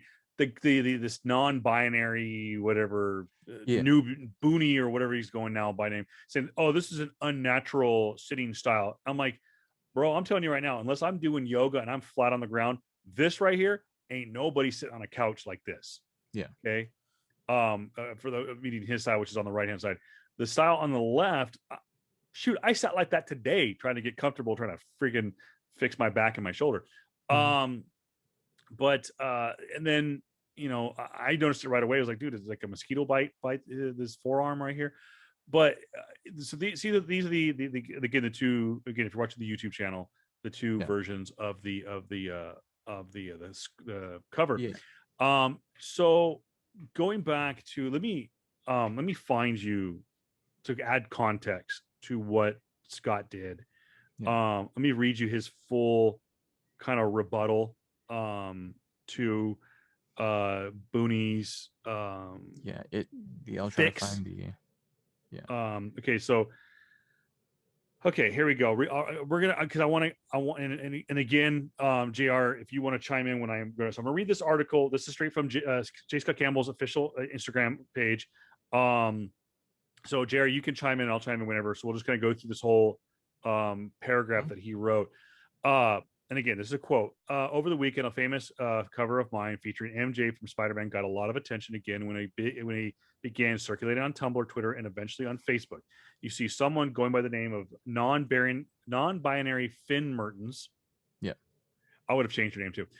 Took to fixing the artwork, as they put it, and well, that got a lot of people talking. Now, typically, I just ignore this sort of thing because this thing has happened a lot. I even asked him at a Comic-Con about this, and he goes, for the most part, he enjoys people taking his artwork, being inspired, and doing a modern take on it. And as long as you're not being like, hey, fuck you, J. Scott Campbell, you're a sexist pig, this is my version of it. Going, no, you inspire me as an artist. This is the work I came out. What do you think? And it could be a more feminist looking version of MJ, but hey, that's fine. If you're inspired, that's one thing. If you're being a dick and fixing it, whatever, that's my drop in real quick. So I just ignored that sort of thing, but it seemed to go a bit viral, and even friends and colleagues reposting it, explaining that this sort of correcting of other established artists is just tacky, and which it is, and I agree. The way non-binary or Booney, whatever you want to call them, handled this was, Jason Campbell, your stuff sucks. It's outdated. It makes no sense. It's not physiologically possible. Here, mine's much better. And that's the way he posted it. And to put it as to so many words. Yeah. In light of this, though, I decided to embrace the situation and do a little bit of art fixing myself. What do you think? Seems trendy. I'm up to new things. So let's have some fun and fix it. Swipe on. I will, by the way, link this post from J. Scott Campbell's Instagram page on our Facebook page, and I will also reshare it on our Instagram story as well. So let's take a look at some of the work. This is number first. We have non-binary's initial fixing of the artwork. Be respectful now, as MBF clearly states, it's not perfect, and I don't look too closely at it. It's fine. Seems MBF might feel a bit sensitive about, quote, their art now. So he has no problem. This person has no problem critiquing a world-renowned artist, but he knows going in, Campbell's like, I'm going to critique your shit, but it seems to me you might be a little sensitive So here it comes, big boy. Like, be prepared. JR, as an artist, I know you do mostly writing, but Mhm. still an artist nonetheless. Yeah. Where do you stand on? I mean, as an artist, you have to understand that no one's gonna kiss your ass forever. Yeah. Yeah. There's going to be critique out there. Where do you stand on the It's difference exactly between right. critiquing and people thinking, "Oh, I can make that better"? No. Here's the thing, because I made it clear specifically. This kind of harkens back to my point with Venom, where I talked about story. Fuck you. Period. If this is my work, this is my art, and you're trying to mold it in a way which you want it, and where you want it to be, where it's totally different, or you think that this is how you view it, or even try to propel yourself on some type of fucking social pedestal, right? To Yeah, say no, this is how you should have done it. Fuck you. Period. Fuck you. Because this is how it always goes. And if it's my work, my thing, and this is my blood, my sweat, my tears putting into it, and you come from me at this point, regardless if this work was 10, 20, 30, 40 years ago, I'm coming after you with the exact same energy you're coming after me with, regardless of the age. Because again, to harken back to my Venom point from the very beginning when it comes to stories, right? I know how that game goes. I understand how the game goes. People see your art, and when people see your art and they edit for the sake of editing, yeah, for the sake of them trying to implement themselves in your piece of work that you created yourself, hell yeah, I'm pissed the fuck off. And then at that certain point, them trying to say that, oh, I made your stuff better. Look at me, haha. Bitch, you did one piece of thing for you put one piece, you misconstrued one piece of the puzzle from a puzzle I fucking created from day one. No, fuck you. Period. And granted, people are gonna say, well, no, but look at this. His art is, very hypersexualized, or his art is very what's the word I'm looking for? Very problematic, right? Because of today's age and how we look and how we view people. Motherfucker, we've been talking about this for how long now? This day and age is gonna change. How we feel this our mode of thinking now was much different from us 5-10 years ago, and the yeah. same way our mode of thinking now will be different 5-10 years from now. We can't keep on discussing the age we live in as if like this is the only way this is the only way we'll think of it now. Granted, yes, we should call it misogyny. Granted, yes, we should call out all these other things, but you have to understand the context of which this art was made, and where is it from. And not only that, but like sometimes you gotta do sometimes you would have to create art or create certain things just to freaking get the bills paid. Period, man. Like that's how it is. And so with this art was made 2001-ish, late 90s, early 2000s. And J. Scott Campbell was still much a relatively new name even at that time. And that, yeah, it's just the amount of art editing, or the amount of editing of anything, right, from people outside of the original creators, and then them saying that, oh no, yeah, I definitely made it better, it just doesn't it's I have a bone to pick with that. I very much have a bone to pick with that, because like I know how it feels when people try to edit your shit, and somehow in their view, in their perspective, in their lifestyle, or their span of, or how short their lifespan is, or how long their lifespan is, think that the way they make it is much better. No, fuck you. You have no clue where I was when I made that, or who this person was, who the original creator was, where they were at when they made that. That's not cool with me, man. Like, and not only that, but if if you're willing to critique others, you should, like I always say, if you are willing to critique others, or are willing to compare others, or willing to set others from a certain standard, you are then instilling yourself to be put on that same standard. Yeah, Period. if you are going to stand on your soapbox, and in case in point, our podcast, you know, we don't do a lot of criticism, but when it's warranted, we'll critique, and we welcome creators to come on this show and defend themselves. Yeah. Famously, Jr. was super hyped for Cyberpunk, and it shit the bed. Yeah, they did. And Absolutely. I have yet to meet one person who enjoyed that game, by the way.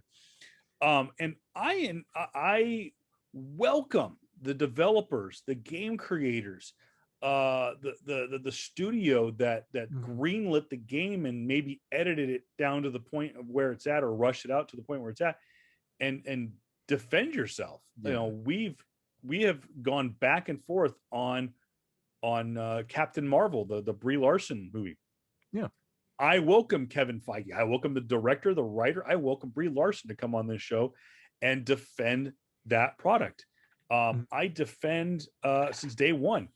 JR and I were not a big fan of the America Chavez run from a few years ago. It was not good. It was forced social justice warrior propaganda, and it just wasn't good.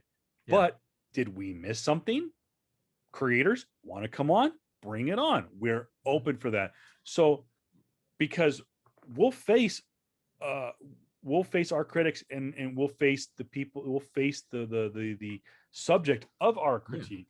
And this Hey. guy, this person, whatever they want to go, they keep calling themselves non-binary. So Yeah. I don't even know what that means. But this person got their they got upset when Scott came after him, and that goes on with the story, that J. Scott Campbell issued his personal critique, and some people go like, "Oh, you're being a bully."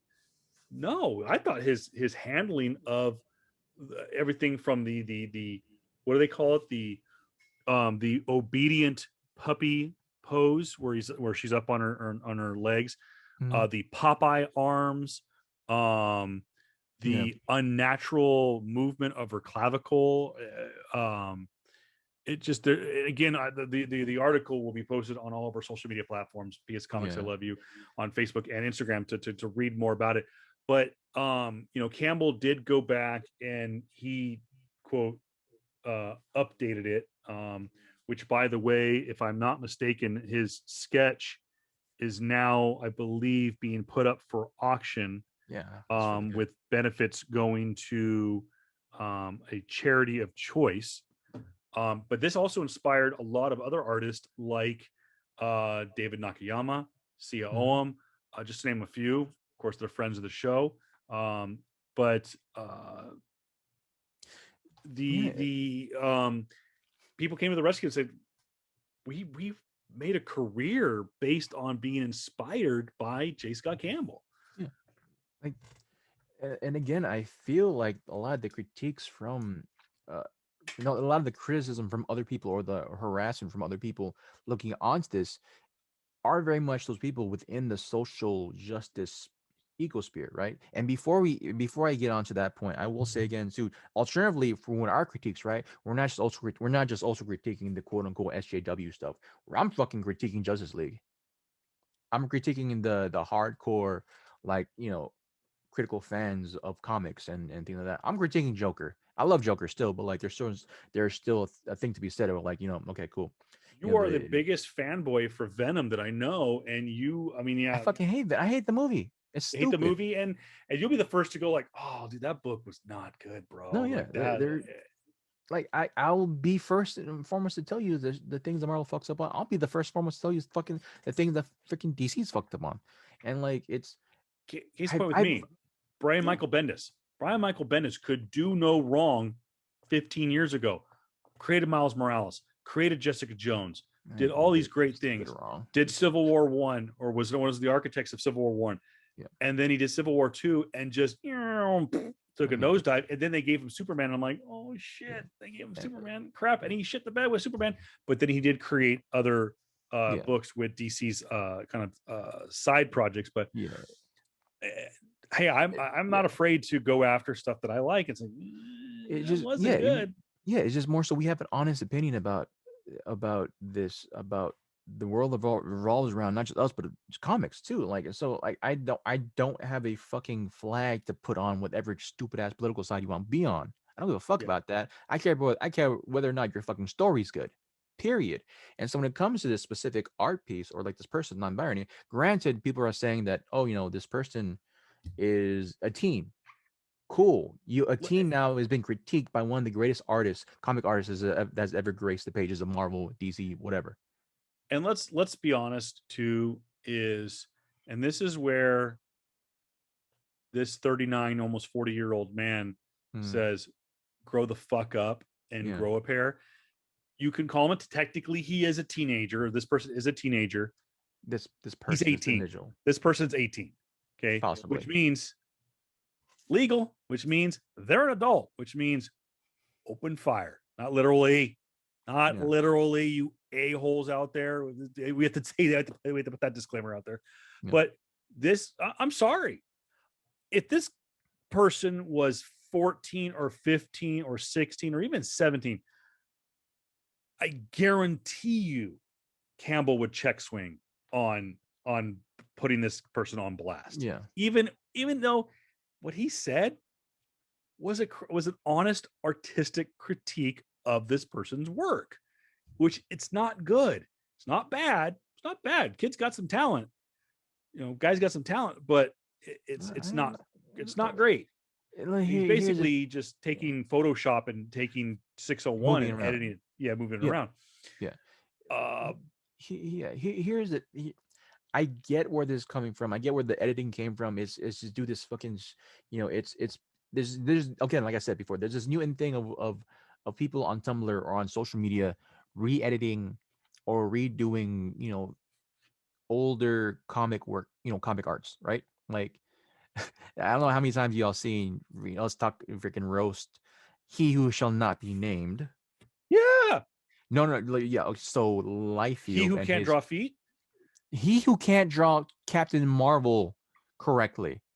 No. He Who Can't Draw Captain America correctly. Like, dude, if you had it right too. You had it right. If y'all haven't seen this unreleased picture of Captain America drawn by him, where he's a side profile looking you sideways, but you can still see both of his chest pecs.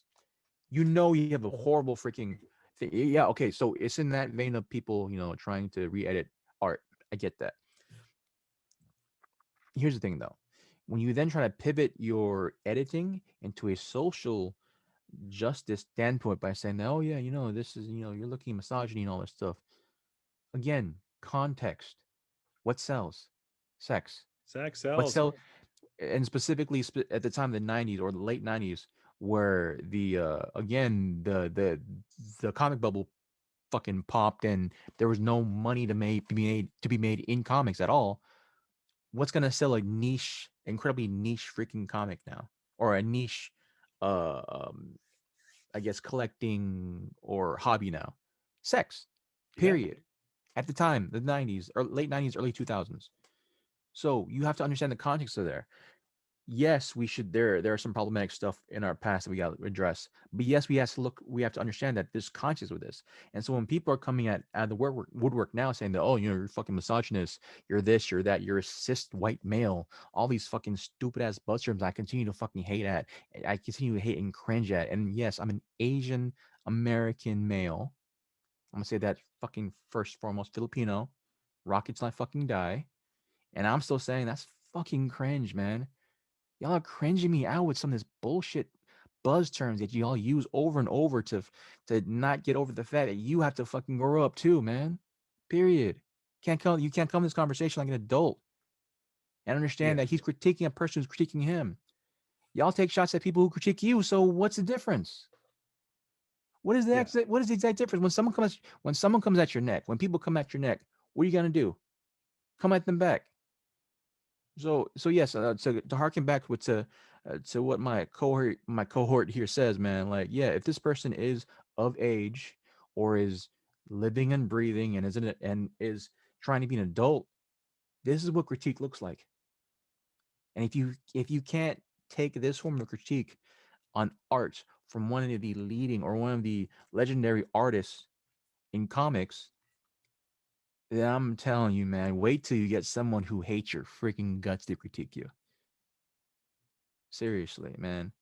And kind of, well, go ahead. You have a point. If you have a point. Oh no, I was just reading some of the some of the tweets. Some of the tweets, just to kind of go back to put. Which, by the way,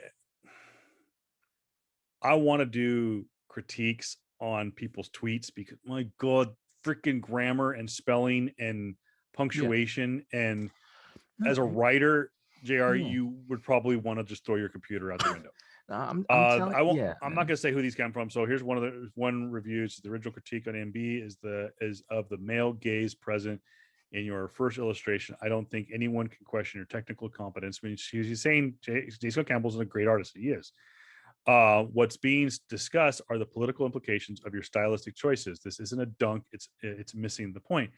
And so he's saying that Campbell, which has been criticized by a lot of people, saying it's not very quote PC and stuff like. It's not supposed to. It's a freaking comic book, people. Mm-hmm. I'm sorry. Get the fuck over it. This is so sad coming from you, bro. It's just a small Tumblr account that your official art is not above criticism in the professional setting. By the way, let's address that approach. You don't think that this guy went, how do I increase the followers on my Tumblr account? Mm-hmm. Well, let's just say if I get one person that follows you on Tumblr, you're going to double your followers. Let's go after one of the biggest artists in the game and hope that it catches fire. And he did. He got exactly what you want. I guarantee you, this person's account, it went through the roof 200% on followers. Yeah.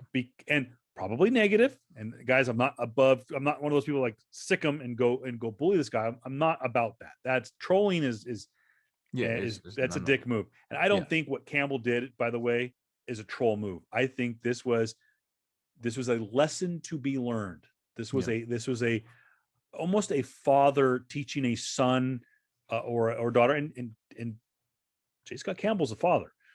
I think this was a teachable moment, and it's no different than the way my dad.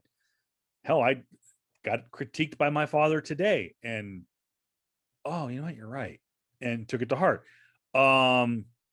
Let's see if there's other ways. There is no such thing as fixing art, but there is room for improvements, especially when you draw female characters propped like sexual items rather than a character with actual depth.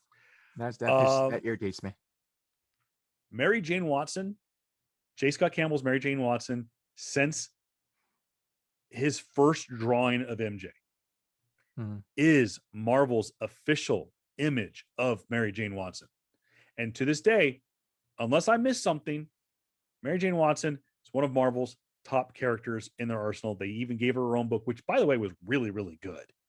I think it was The Amazing Mary Jane or something like that. It was a couple of years ago, a year or two ago. It was actually a really good little fun kind of run, kind of a one-off book. But again, propped up more like sexual items rather than characters with actual depth. Two things. I don't think they have ever done. Yes, is this cover could have been more G-rated? Yeah. And guess where it would have ended up in? The fucking dollar bin. Yeah. This cover, I bought this cover on eBay for $40. Mm-hmm. Sorry guys. It freaking sells, and it will continue to sell. And by the way, and it's proven itself with controversy by giving this book negative light. And let's just say that Marvel, worst case scenario, Marvel kowtows and quote cancels this book. Guess what? It's going to make it even more valuable. So you did Campbell a favor, because he's sitting on about at least 30 more copies of this book like JR does. But guys, and I'll leave this to the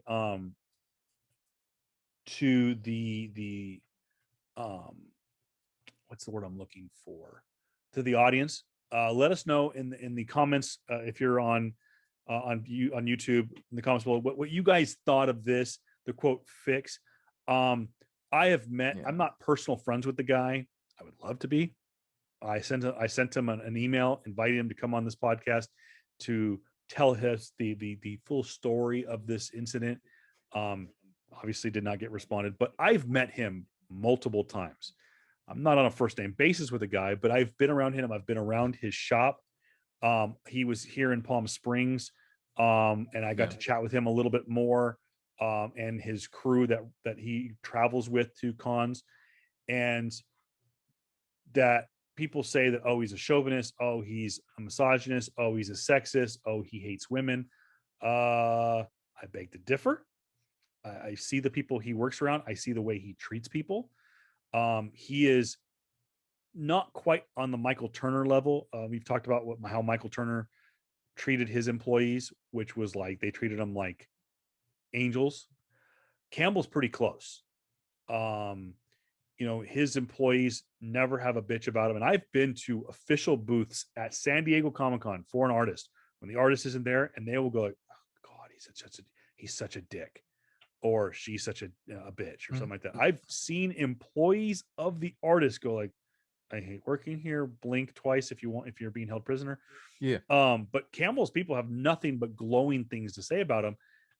And they're treated well. And he loves his wife, he loves his daughter, and to say that he has anything that he's a misogynist or a sexist or whatever. I mean, shoot, his wife is his muse, Yeah. even before they got married. So, yeah. No, it's And yes, I am an apologetic J. Scott Campbell fan. So, I just that to go back on that comment of like saying that that you should draw characters with more depth. They're like how the just honestly think about that shit.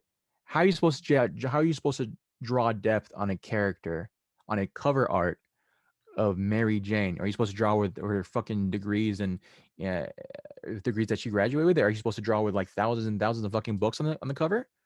What the fuck are you expecting here? That's a dumb, idiotic fucking statement to have. And you should be fucking critiqued on that shit. Like, what the hell do you mean you should draw women with more depth? What does that mean? What does that legitimately mean? I know. What does that like legitimately? What does that mean on paper? How do you draw depth on a woman or anybody? How do you draw Spider-Man with depth?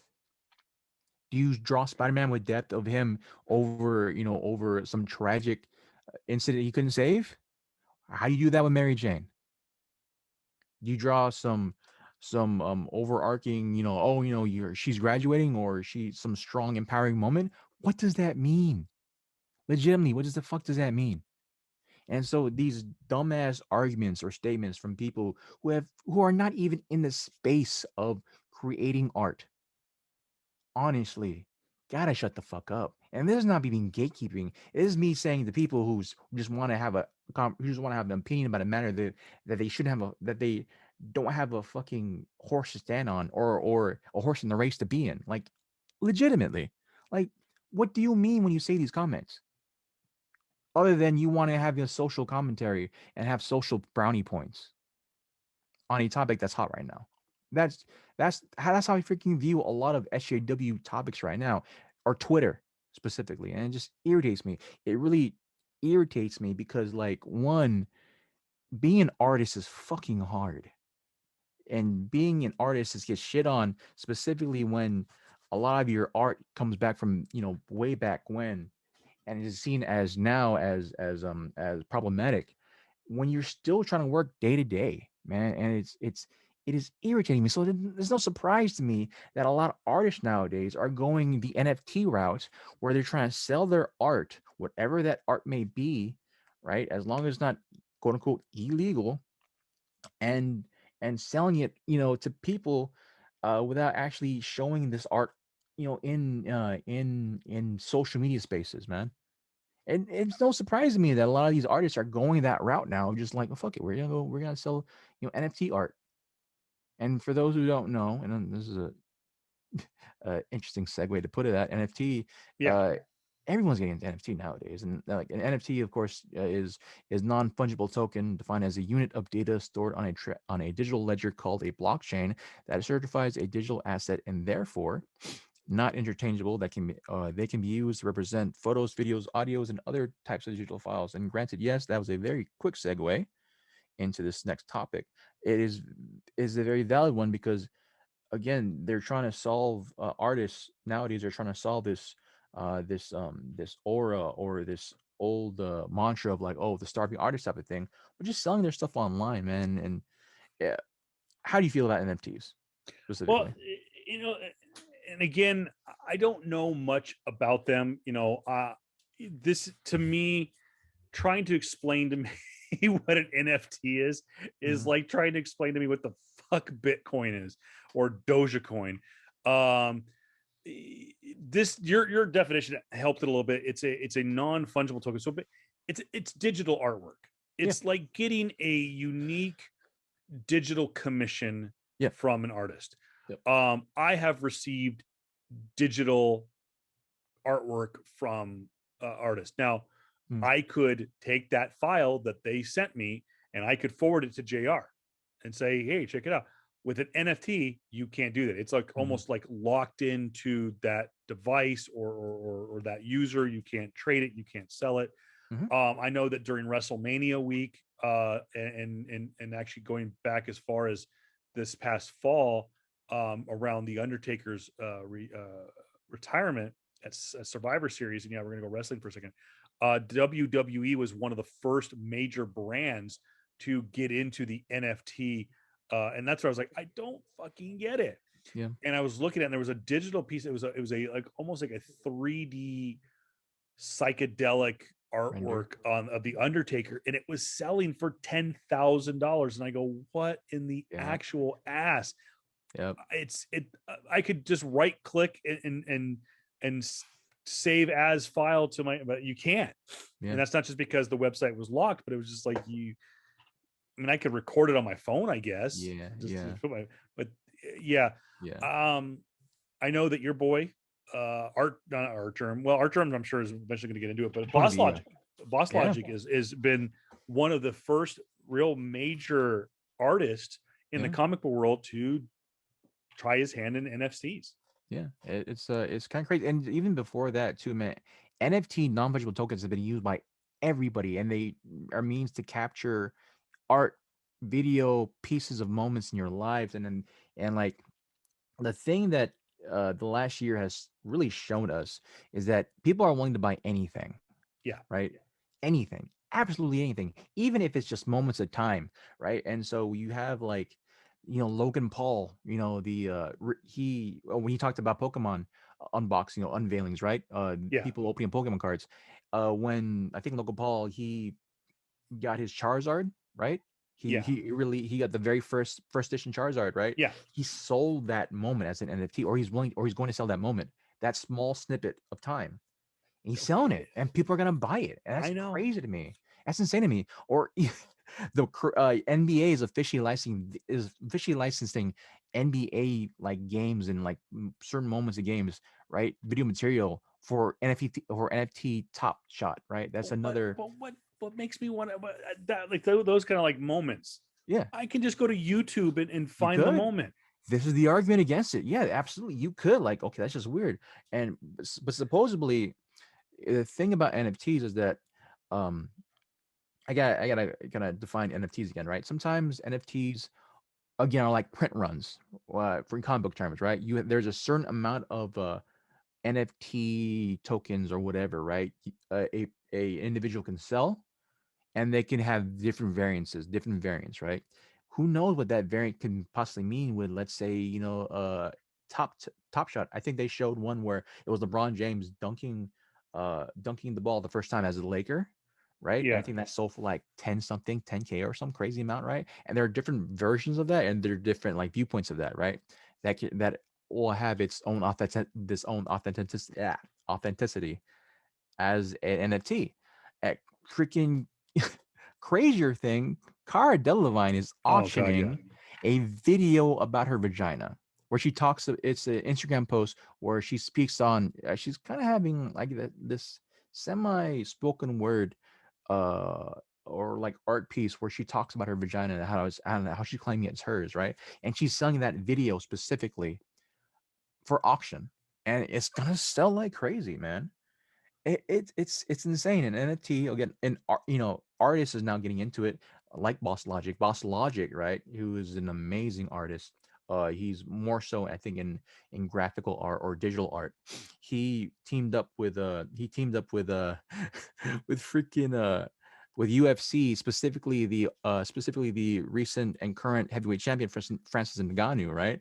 And during I forget which UFC it was, basically the UFC one where Ngannou was facing off against Stipe Miocic, Yeah. and he and Boss Logic released this short print whatever NFT run where they sold $580,000 worth of NFTs, and that cash amount was already more than freaking Francis's entire purse for winning the heavyweight championship. Yeah. That's crazy, dude. Freaking Boss Logic also he's currently released on the market his current run on I don't know how to say it, Nifty Gateway. Yeah. That features Miles Morales, Wonder Woman, and Kobe Bryant. They all sold out. I think they're all starting prices around like $8,000 or no, 800 or like 8,000, like $1,000. It's crazy, man. It's absolutely crazy. Now that like you have this different platform where artists, your quote unquote starving artists, can now get onto and possibly make a living or if not thrive in, man. Like, have you ever heard this guy, Mike Winkelmann? People? No. No. You might have seen some of his art before if you've seen like some of this stuff. This dude sold on the Christie auction house his everyday series, right? The first 5,000 days, a collage of images, right? Yeah. It sold for nearly $70 million on the Christie auction house. Yes, that Christie auction house. Oh yeah. The one that sells freaking, Van Goghs and other pieces of art and other pieces of like crazy high tier auction items. Like and have to have that benefit to artists now and how it's affecting artists in the real time. Like Jose Delbo. You people have known him from his work on Transformers, Wonder Woman, other works from Marvel and DC. He sold a Wonder Woman NFT that has different variants again for almost $2 million. It's And nuts. again, these are the same artists that are being critiqued by random individuals online about their art. And I guess I just don't get it. Same here. I don't get it either, but at the same time, I'm happy to a certain extent and kind of mad because like if I would ever want an art piece, right? Because some of the video arts, man, that Boss Logic has, or even Jose Delbo, or even Beeple puts out, man, are amazing, but they are super high ticket. Like um like you're paying for an original piece from like a con from Jim Lee, right? But digital, Yeah. right? You're paying well within thousands of dollars for a digital art piece, and I just that kind of stings for me a little bit because like now we're in the day and age of just digital anything, right? Oops. We're in the digital age, and we still don't have the infrastructure as a society in America to protect us from digital hacks. And what's the possibility of people who are well in tune with the seedier side, quote unquote, of the internet to hack your shit and get your NFT of freaking Mike or of Beeple and his first 5,000 days that cost nearly $70 million. There you go. By the way, there's some of Boss Logic. Boss Logic's. It's the only one I could get it to work. That's the Mm, Wonder Woman. yeah. I couldn't get the Kobe one to work or Yeah, that was a the Miles beautiful Morales one. 2. Yeah. But I will post those. I did manage to uh, borrow, and I will give credit where credit's due. Yeah. I will post the three Boss Logics, and obviously they're not going to be the full fledged high Yeah. resolution that you would get if you pay. But just to put it in perspective, what Jay was talking about, the collection, um, the Boss Logic collection, Miles Morales. Oh, excuse me, Miles High, which the Miles Morales one went for $800. Wonder. I want the Wonder Woman one, what I just showed you, also $800. The Forever Mamba, which you've all seen. You've seen Boss Logic's Forever Mamba, Yeah, the you've seen still it. image. He now has a motion version of the quote Angel Kobe. The Forever Mamba went for $824 per print. He Yeah. sold 429 copies For how much of again? for $824. That's crazy, man. $824 fucking dollars. That's crazy. And like, It's yeah, it's it's just, nuts. and I forgot to add this into the link as well. But DC now is getting into that game. DC, I think they were trying to release a version of Jim Lee's Nightwing, right, into it, but the DC servers has crashed, and now you see DC getting into it, Marvel's getting into it, possibly, most likely, Jim Lee is Yeah, definitely getting into it. Well, when are we gonna see bigger names? Not just Jim Lee's the biggest name there, but like other big names like J. Scott Campbell.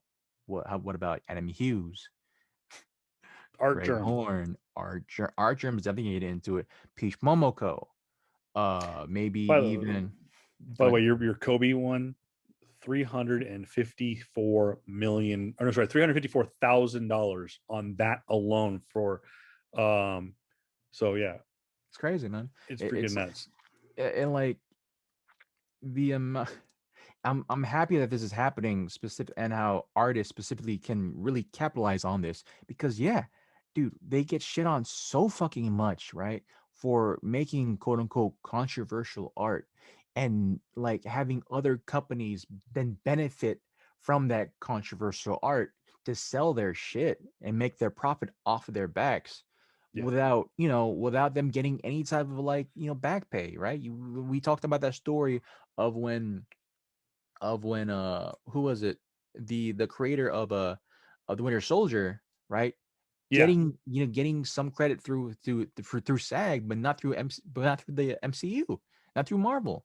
That's crazy to me, man. And so now we have, it's just a matter of time till everyone is on this NFT game, and just this timing now, and in conjunction with just collect in general, we've seen this market now just fucking explode out of like nowhere. Granted, it's been around for like almost nearly a year now. It's just crazy to me. Kevin, question for Yes, you: sir. do you see this staying? No, um, and I also don't think over a period of time, I don't see stuff like Dogecoin and Bitcoin lasting uh much longer. Hmm. I think that they suffered a major blow, just for Bitcoin for that matter, just suffered a major blow this Almost. past week with what's his name, Elon Musk, Elon. Yeah. saying that he would no longer accept Bitcoin as a form of currency to buy his Tesla products. But he And will take the other one though, the other Bitcoin comparison. Dogecoin, No, the the, other one. It's actually the same one that is the same type of digital currency that just bought the everydays, the first 5,000. I forgot the yeah, call. I can't remember. So, but nonetheless, I know I can almost sound like a get off my lawn guy, but I don't.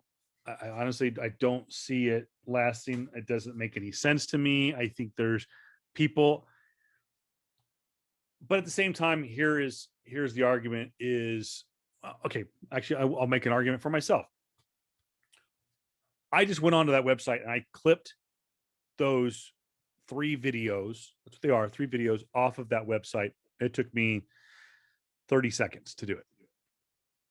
They're cool. I like it. I saved them to my computer and I now have the artwork and I didn't pay a dime for them.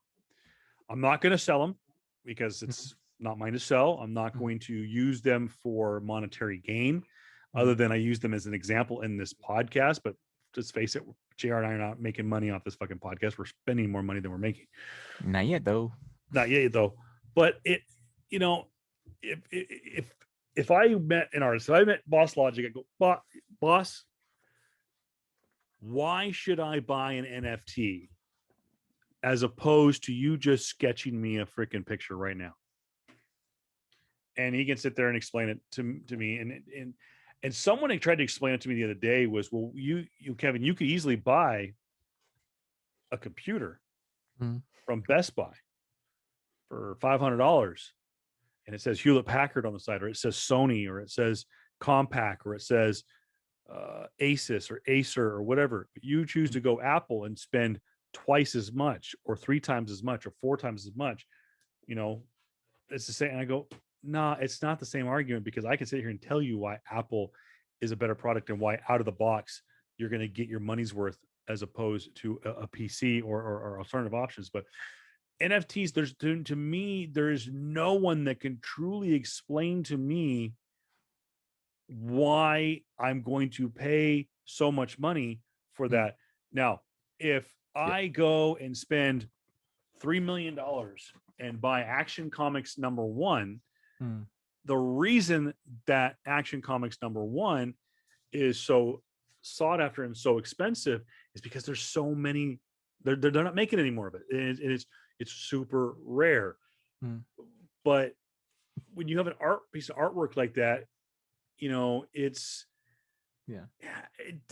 there's no. I guess because I can't touch it. Yeah. For example, I'm not a big fan of CGC. Why am I going to pay, even though I can physically hold the plastic casing? Why am I going to pay more money for it to be in a plastic case just because someone says it's a certain grade? Suppose I want to hold it, I want to feel it, I want to smell that comic book smell. And yeah, I know I've fallen onto the train of CGC in some cases, but I guess an NFT, I want to be able to physically hold my product. I want to go to a Comic-Con. I want to put my lithograph in front of Boss Logic, in front of J. Scott Campbell, in front of Art German, in front of Peach Momoko, in front of Adam Hughes, in front of David Nakayama, in front of Sia Ohm, and say, sign it, please. Yeah. And I got that. It means more to me. And it could be one of 1,000. It could be one of 400. It could be one of 10,000. But I can physically hold it. I can put it up on my wall, and I don't have to spend $10,000 to get it. So I will say this. Maybe again, the NFT market is still growing, and the NFT market is, even in this sense, a very cliche, very hyper, like hyperized market, in the sense of like those who are in it are obviously well off, right? These are the same people, like I think of, what's his name, Skrelly, the douchebag fucking CEO that hiked up the prescription costs, right? Yeah. Years ago, and he like out of nowhere bought like a unreleased album from Wu-Tang. Yeah. Like that type of people who buy NFTs, right? That's what I feel. And Yeah. the comparison I would probably think of like is okay, let's say the next Marvel movie, right? The next Marvel Avengers come out, right? In 2 years, right? But you get a bootleg of that movie. You get a bootleg of that earlier, right? Are you gonna watch bootleg, or are you gonna wait for the Marvel movie? I'm gonna wait The for the official Marvel movie. 4K. That's the closest comparison I can think of when people say NFTs, and when people say, "Oh, I can just digitally get it. I can just record it right there." Yeah. The recording is the bootleg, and the official viewing of that thing is the Marvel movie. Granted, eventually it's gonna come out into stores and people are gonna buy it for their own. But I feel like the closest comparisons is might get, and I might be touching some distinct touch things, distinct no spots right now. Let's say someone went back in time and videotaped the crucifixion of Christ, came back and says, "Hey, I got a video of the crucifixion of Christ. Pay me money." That's rough. It's rough, but at the same time, that's the closest fucking comparison. What kind of shock and awe factor do you need in order to sell something? I feel this is it. Like this is gonna be a certain game. Like when you need someone like freaking Cara Delevingne to say that she's gonna just her talking about her woman parts in an Instagram video that millions of people have seen already. Somehow an NFT of it is gonna be sold online. Yeah. So there's that. So then if it ever hits, will you ever invest in it? Just a quick yes or no. I don't know. I can't see myself investing in it. You know I sit here and I could easily, you know, I could easily right click on Yeah. Google Images And and just get the cover of the latest J. Scott Campbell, yeah. uh, cover instead of. Will we ever, if NFTs ever take off, would you think we'd ever, would you possibly think we would ever sell out and probably release our own? I don't know. I think by the time we ever hit it famous enough for people to That'd be give a crap crazy. about Right? NFTs, Yeah. that they'll have gone the way of the dodo. That's Let right. us know in the comments below what you think of NFTs. If you need more information about it, Mhm. send us an email, pscomics I love you at Mhm. gmail.com, or hit us up on Twitter at pscomics I love the letter U. And let us know what you Yeah. think about NFTs. I think the jury's still out. Like I said, when you have Oh, someone like yeah. Boss Logic who makes their money On digital art. on digital art, I mean, Mhm. this kind of makes sense. But you know what? This is the closest thing, I think. But again, it's a fungible item. Mhm. Is the people that I was just watching Entourage Mhm. over the last month, and there's an episode where Turtle, one of the characters, is a sneakerhead, and he's looking for these one of a kind Fukuyamas, which is like a name of a fictional sneaker artist in the show. Mhm. And he's trying to get them, and he's willing to pay thousands of, like, there's like $2,000 to get these sneakers. And I Mhm. go, I don't get it. And he's like, oh, they're like, it's wearable art and stuff like this. And I'm like, I guess that's the closest thing is these one of a kind sneakers, but I don't get it. Yeah. But then again, I'm willing to pay hundreds of dollars. No, I've never paid that much money, but willing to pay 20, 30, 40, $50 more than cover price for J. Scott Campbell's Amazing Spider-Man number 601. Yeah. But again, I physically can have it. I guess I Yeah. just can't wrap my head around. It's the price point that's killing me. Yeah. It is the price point that's killing me, is like that Mamba. I mean, I maybe $100, you know, How dare you? but still, I mean, are you willing to drop Yes. $824 for a thing that you're just gonna have saved on your freaking hard drive? Fuck yes. Okay, well, I'll send it to you right now. You send me $824. You can't. I tried to buy it earlier. I couldn't. There was a certain run that came out. But other than Yeah. that, like then how, like, would you think it ever go too far though? Let's say, because like I gave the example before, like, okay, someone goes back in time and records the crucifixion of Jesus. Yeah, there will be something where it will jump the shark. There will be a moment where it goes too far, and it could be with Carol Delevingne. Would you? Okay, so let me tell you this then. Would you, if you had the choice, right? You s- if you recorded your wedding, right? Okay. And somehow, some way, someone's willing to pay you three, four, five, $10,000 for it. Would you sell it? You probably, I guess. And I But hear here, what your point is. It's yeah, like it's someone's. there's a market for it. There's a market for it. There's a moment in Iron Man 2. No, I was thinking it was an no, it was an Iron Man 2. Mm, And Pepper ever. Potts is walking through Tony's garage, and she's explaining to Tony, this artist, and he goes, well, what do you think about it? Because even in the comic books, Pepper Potts was a Yeah, aficionado of the art game. And she goes, I think it's terrible. I don't think it's a very good representation of his work. And Tony's like, I need to have it, buy it, store it, don't show anybody it. yeah, So yeah, you're right. But they're they're the niche audience for these pieces of artwork are going to be one percenters. yeah.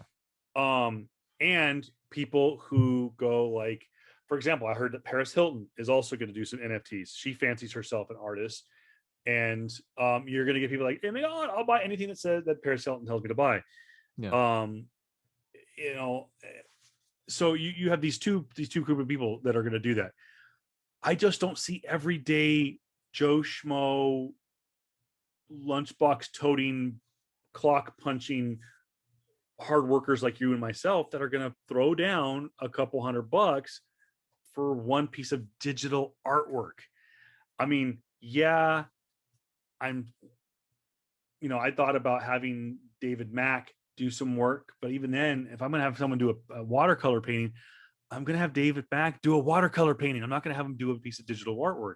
And that was one of the reasons with like the digital art that I had done by I think her name is Beverly Beverly Yim, I think her name is, who is one of Art Germ's students who did a piece of commission for me.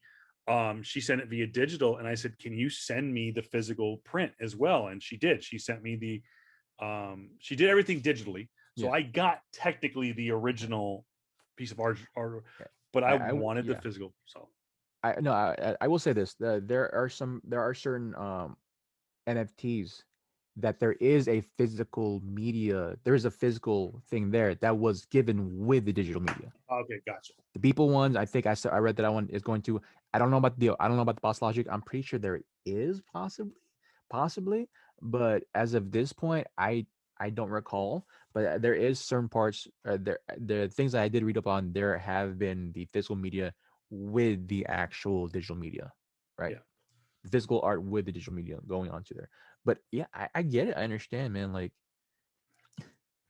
there's a market for everything, and I'm pretty sure there's a market for, let's say, there's an NFT of someone's, birthing a baby, right? Oh God, no! Don't give Horrible.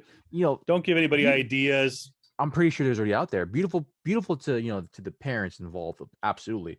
But let's say Beyonce has another child, and they make an NFT about it, and they show it. Don't give them any ideas, JR.